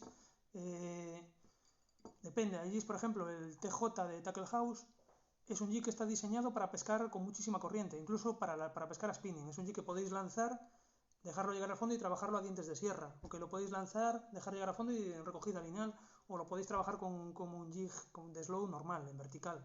Entonces, ese tipo de jig sí funcionaría bien con mucha corriente. Si hay corriente y estamos pescando a slow, y estamos pescando, muchas preguntas que me hacen es, bueno, ¿y con 40 metros qué tamaño, qué peso de jig pones? Es que depende, no siempre se utiliza el mismo peso de jig, porque no siempre las condiciones son iguales. A veces hay mucho viento, otras veces hay menos viento. Entonces lo que tenéis es que poner el peso, dejarlo caer y ver cómo trabajas. ¿Veis que se separa mucho? Y no podemos pescar con 80 gramos, pues ponemos 120, que 120 no se puede, 150, que no va bien, pues 180, hay que ir incrementando el peso. Lo normal sería, si estamos pescando en 40 metros, habría que multiplicarlo por 3. Sería lo normal en slow. O sea, en 40 metros sería 120 gramos.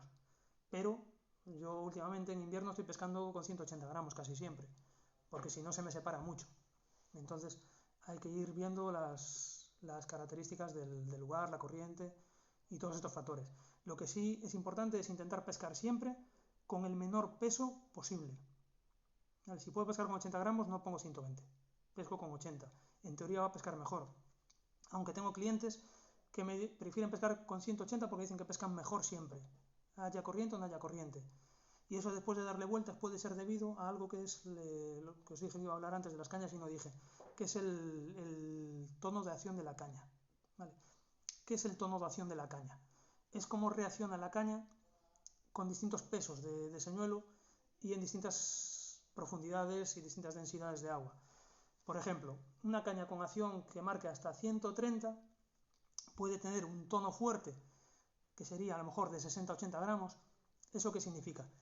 Significa que cuando tú le das el movimiento de manivela al carrete, la caña va a flexar y va a recuperar. Como el peso que tenemos, 80 gramos, es bajo para la caña, 60-70 gramos, sería bajo para el peso de ese jig, lo que va a hacer es recuperar muy rápido y le va a dar mucha energía, lo va a mover muy rápido y después va a caer, ¿vale? Pero le va a dar un impulso muy, muy potente. En 80-120 tendría un tono de acción medio, la caña ya le cuesta un poquito más levantarlo, entonces lo va a mover más apropiadamente, y si le metemos de 120 a 180 ya sería un tono de acción suave. Eso significa que la caña le va a costar más trabajo lanzar el señuelo. Incluso puede que no llegue a ponerse de todo recta, ¿vale? Que quede un poquito doblada, ¿no? Que no cargue del todo. Entonces le va a dar un movimiento con menos energía al jig. Entonces posiblemente es que con la caña que están utilizando ellos le están dando mejor acción al jig de 180 gramos que el que le dan al de 80 gramos, porque posiblemente le den demasiada energía a ese jig con el mismo movimiento, porque la caña está haciendo que trabaje de una manera de una manera distinta. Entonces por eso es importante conocer la sensibilidad y la acción de la caña que nosotros tenemos. No siempre fijándonos a lo que nos pone el fabricante, porque como dijimos antes, cada fabricante pone lo que le da la gana, pero sí al estar horas con la caña nos vamos acostumbrando a ella y vamos viendo qué sensibilidad tiene. Antes te pregunto si es mejor dejar el assist en la línea o montar todo. Si es mejor montar el assist o no, hombre, a ver, depende de lo que sea más cómodo. Mejor sería utilizar siempre el mismo assist, porque no vais a estar estropeando un montón de anzuelos, que luego si los dejáis en la caja se os pueden oxidar. Pero por comodidad, aquí pues la mayoría solemos llevarlos ya montados, y al final lo que hacemos es deteriorar muchos anzuelos, ¿vale? Lo apropiado sería hacer como hacen los japoneses, pero aquí hay poca gente que lo haga. Bueno, vamos a dar un poco de velocidad, porque además a las 10 Okari de Oscar tiene también otro directo que os aconsejo ver sobre paseantes hundidos, sobre Stick Base. Aparte de ello también tengo ganas de verlo porque es un fenómeno y os va a encantar. Vale, vamos a apurar un poquito. Bueno, el tema de los jigs, cuando hay muchísima deriva, salvo que utilicéis un jig específico, si el jig no funciona bien, poner un vinilo. El vinilo va a funcionar bien aunque haya muchísima deriva. A veces escucho, no, para hacer el slow jigging tienes que ir a una deriva de un nudo, 2 nudos. Yo hago slow jigging o algo parecido al slow jigging con muchísima corriente. Y pesco a veces más esos días que hay mucha corriente que los días que está muy parado. Entonces, lo que hay que hacer es buscar la forma de poder pescar en esas circunstancias. Se habla del ancla de capa, que es algo que nos puede ayudar. Yo la utilicé durante un tiempo, lo que pasa que para mí es un coñazo y solo me resulta útil en las zonas de pesca donde tenemos una distancia muy larga de recorrido, donde te colocas en un punto y la corriente te va desplazando y tienes que recorrer pues una zona de pesca muy grande, porque luego sales, tienes que recoger el ancla de capas y volverte en la zona, volverla a echar, y si estamos pescando en una piedra muy pequeña no compensa todo el tiempo que se pierde para que nos frene un poquito la deriva. Prefiero poner un vinilo que me va a pescar igual y que la lancha se desplace un poco más rápido, ¿vale? Tiene otra ventaja también el ancla de capa, y es que sobre la embarcación influye la fuerza del viento, pero sobre el jig influye la corriente del agua. Perdón, en la embarcación influye la corriente del agua y la fuerza del viento, pero en el jig solo influye la corriente del agua, con lo cual a veces la embarcación se desplaza en una dirección y el jig se desplaza en otra dirección. Y entonces a veces eso provoca que las líneas, sobre todo cuando estamos pescando con 2 o 3 pescadores o más, con distintos pesos o con distintos señuelos, que se nos crucen las líneas y tengamos que estar continuamente deshaciendo líos. Yo para evitar eso en la medida de lo posible lo que hago es giro la caña del motor para que la embarcación se me enderece lo máximo posible y me permita trabajar las líneas lo más perpendicular a la embarcación y que se líe lo menos posible. Eso con un ancla de capa podemos evitarlo al 100%. Entonces para eso sí que es muy útil el ancla de capa. Allí trabajaría mucho mejor. Vale, pero a mí, por ejemplo, no me compensa el ancla de capa.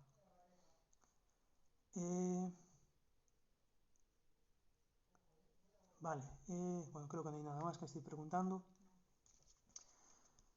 Bien, vinilos, ¿qué vinilos uso?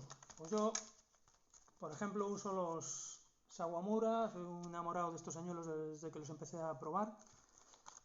Sobre esto voy a hablar poco porque hice un vídeo que subiré esta semana a Facebook sobre los Sawamura, sobre el montaje, cómo los pego, cómo los arreglo cuando se cortan, qué colores me gustan y demás. Entonces, lo único para jigging lo que utilizo son principalmente la talla 7, con cabezas de 80, 100, 120 gramos para la profundidad en la que yo trabajo, que principalmente os digo son 40, 60 metros, ¿vale? Entonces, los Sawamura son unos vinilos que van muy bien, pero bueno, hay otros en el mercado y todos funcionan.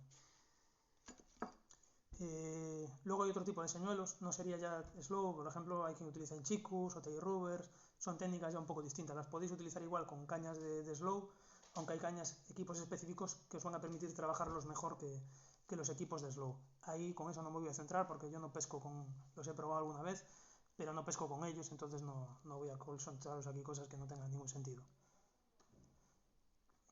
Bueno, hasta luego, Daniel, creo que algunos os tenéis que ir. Vale. Bueno, en 10 minutos acabo, o sea, esté como esté, acabamos.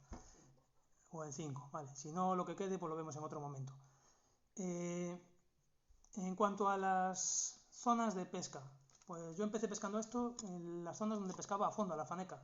Los mismos sitios donde hay bajos, donde hay cambios de profundidad, donde hay desniveles, donde se juntan las rocas con el limpio, todos esos sitios, pecios, o sea, donde hay barcos hundidos. Yo no conozco ninguno, o sea, no he ido nunca a ninguno por mi zona, pero son sitios muy buenos para hacer slow. La forma de pescar sería, tengo aquí por ejemplo alguna captura de, no sé si se ve bien, de Navionis, veis ahí alguna marca que hay puesta, ¿no? O sea, simplemente viendo la cartografía ya se pueden ver cuáles son los sitios buenos. Todos los sitios donde veis, como por ejemplo aquí, que veis que hay zonas que cambia mucho la profundidad, muchas líneas juntas, y pasamos de 20 o de 30 metros a 50 metros, ¿vale? Estas líneas que hay por aquí, todos estos puntos, estas líneas. Por aquí, por ejemplo, veis aquí este cambio de color por esta zona, esto sería limpio, que se ve ahí en el borde, ¿vale? Esta marca que está aquí, esto es el limpio. Entonces todo lo que es la unión, el limpio con la roca, muchas veces los depredadores están circulando por ahí de arriba abajo y son zonas donde hay muchísimas picadas. Y después eso, todos los sitios donde haya cabezos, lo que hay que hacer es colocar la embarcación a un lado, dejar que nos haga una deriva, nos volvemos a colocar un poquito a 50 metros y hacemos otra deriva y vamos pasando por un lado el cabezo, por encima, por el otro lado. Si vemos que hay picadas en un punto, lo que hacemos es repetir la deriva y volver a pasar por el mismo punto. Es muy importante tener en la sonda el track activado. El track es la línea que nos marca por donde hemos pasado para saber en qué sitios son las picadas y volver a repetir las pasadas. Si hemos dado varias derivas en un cabezo y vemos que no hemos tenido picada, pues lo que hacemos es buscar otra zona. Bien, y vamos buscando distintos cabezos, nos vamos fijando en la sonda, en la actividad. Es un indicador de si hay pescado o no, de si está alimentándose o no, aunque hay días que no hay actividad y se pesca mejor que días que hay actividad.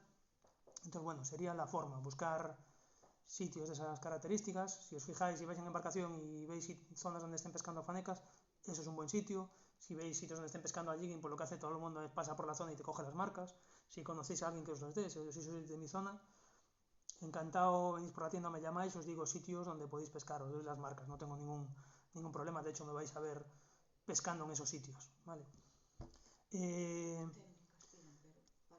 Técnicas. Las técnicas, básicamente, aquí es muy rápido. Yo no me complico mucho. Yo, por ejemplo, el slow pitch, lo del movimiento del carrete, que es simplemente la caña en horizontal y una vuelta de manivela, una vuelta a manivela, una vuelta a manivela, más o menos cada segundo una vuelta a manivela, la caña se va a flexar y va a recuperar la posición y le va a dar relación al jig. En el momento que damos el tirón, pues en ese segundo el jig cae, ¿no? Le damos una pequeña caída. Sube, cae un poquito, volvemos a dar el tirón y se repite. Subimos 10 metros, 15 metros, 20 metros, depende de la profundidad que estamos, y dejamos caer. Simplemente vueltas de manivela. Puede ser una vuelta a manivela, puede ser media vuelta a manivela, media vuelta, o movimientos de un cuarto de vuelta. Cíclico, repetitivo. Podéis combinar también una vuelta y luego media vuelta, podéis hacer como queráis. Aquí se trata de ir jugando. Yo ese movimiento no lo hago mucho. Yo ese movimiento lo hago pero acompasado. Yo lo que hago es, doy un pequeño tirón, ¿vale? Doy un tirón corto, o sea, la caña pasa de estar en horizontal a subir 30 grados hacia arriba. Entonces le doy el tirón seco con la caña y bajo la caña despacito, intentando tener un pelín de tensión, y en la caída le doy media vuelta de recogida al carrete, con lo cual si la bobina, o sea, si con el tirón estamos recogiendo más o menos 1 metro, en la caída recojo medio metro, ¿vale? Entonces, de esta manera es el movimiento más efectivo. La recogida va a depender de la velocidad de caída del jig que tengamos. Yo intento tener siempre un pelín, no le doy mucha tensión porque entonces no dejo que el jig caiga correctamente. Entonces lo bajo siempre, pero intentando que si hay una picada la pueda notar y pueda clavar. Entonces ese es el movimiento principal que hago. Otro movimiento sería ese pero a la bestia, que es lo que se conoce con el nombre de long fall, que sería subir la caña al máximo, lo máximo que podáis, levantarla del todo y bajarla de la misma manera y simplemente recoger también media vuelta. Lo que hacemos ahí es una recogida de 3 metros a lo mejor en el tirón que le damos, y también recogemos simplemente en la caída medio metro. Entonces tiene una caída mucho más prolongada, mucho más tiempo de caída, y esa técnica es también muy efectiva a veces. Y después otra técnica que me gusta a mí muchísimo es lo que se conoce con el nombre de yo-yo, ¿vale? Que de ahí es de donde sacaron el tema del slow. El yo-yo es, llegas a fondo, lo separas 1 o 2 vueltas para que no se te enganche en el fondo, y con la caña quieta, sin mover el carrete, lo que hacemos es dar tirones secos. Damos el tirón y bajamos la caña. Damos el tirón y bajamos la caña, como si estuviéramos pescando al calamar, algo parecido, sin recoger, simplemente en la misma posición. Muchas veces los que hacéis jigging o slow jigging veréis que a veces os llaman por teléfono, tenéis la caña quieta y ahí tenéis una picada. Y una picada muchas veces de peces gordos. Y simplemente es con el movimiento de la embarcación. Pues esto es algo parecido, muy cerca del fondo, que es donde suelen estar los depredadores, moverle el jig y dejar que caiga, moverle el jig y dejar que caiga, en el sitio, sin recoger. De vez en cuando hay que hacer un ajuste porque el fondo no es regular y entonces a lo mejor llega una roca y notamos que tal, entonces recogemos un poquito y seguimos. O a lo mejor ha aumentado la profundidad, entonces lo dejamos caer, separamos otro poco y continuamos haciendo el movimiento. También viene muy bien para descansar. Estás cansado ya de estar haciendo el movimiento, haces eso y bueno, mientras estás haciendo otra cosa le das un tironcito de vez en cuando a la caña y así entran pescados bastante, a veces además los gordos suelen ser de esa manera. Y bueno, más o menos es lo que hago. Con vinilo, por ejemplo, los movimientos son distintos. Ya sería jugar un poquito más, tipo spinning. No son los mismos movimientos que en el slow. Más o menos creo que está todo. No sé si me he dejado algo. Si queréis en otro día quedamos y pues me podéis hacer preguntas o hablamos sobre otro tipo de pesca. Me lo vais poniendo ahí en los comentarios, ¿vale? Si queréis que hagamos alguna otra sesión de este tipo, pues encantado. Gracias a todos y bueno, y en unos minutos empieza lo de Óscar y os aconsejo que lo veáis. Venga, hasta luego.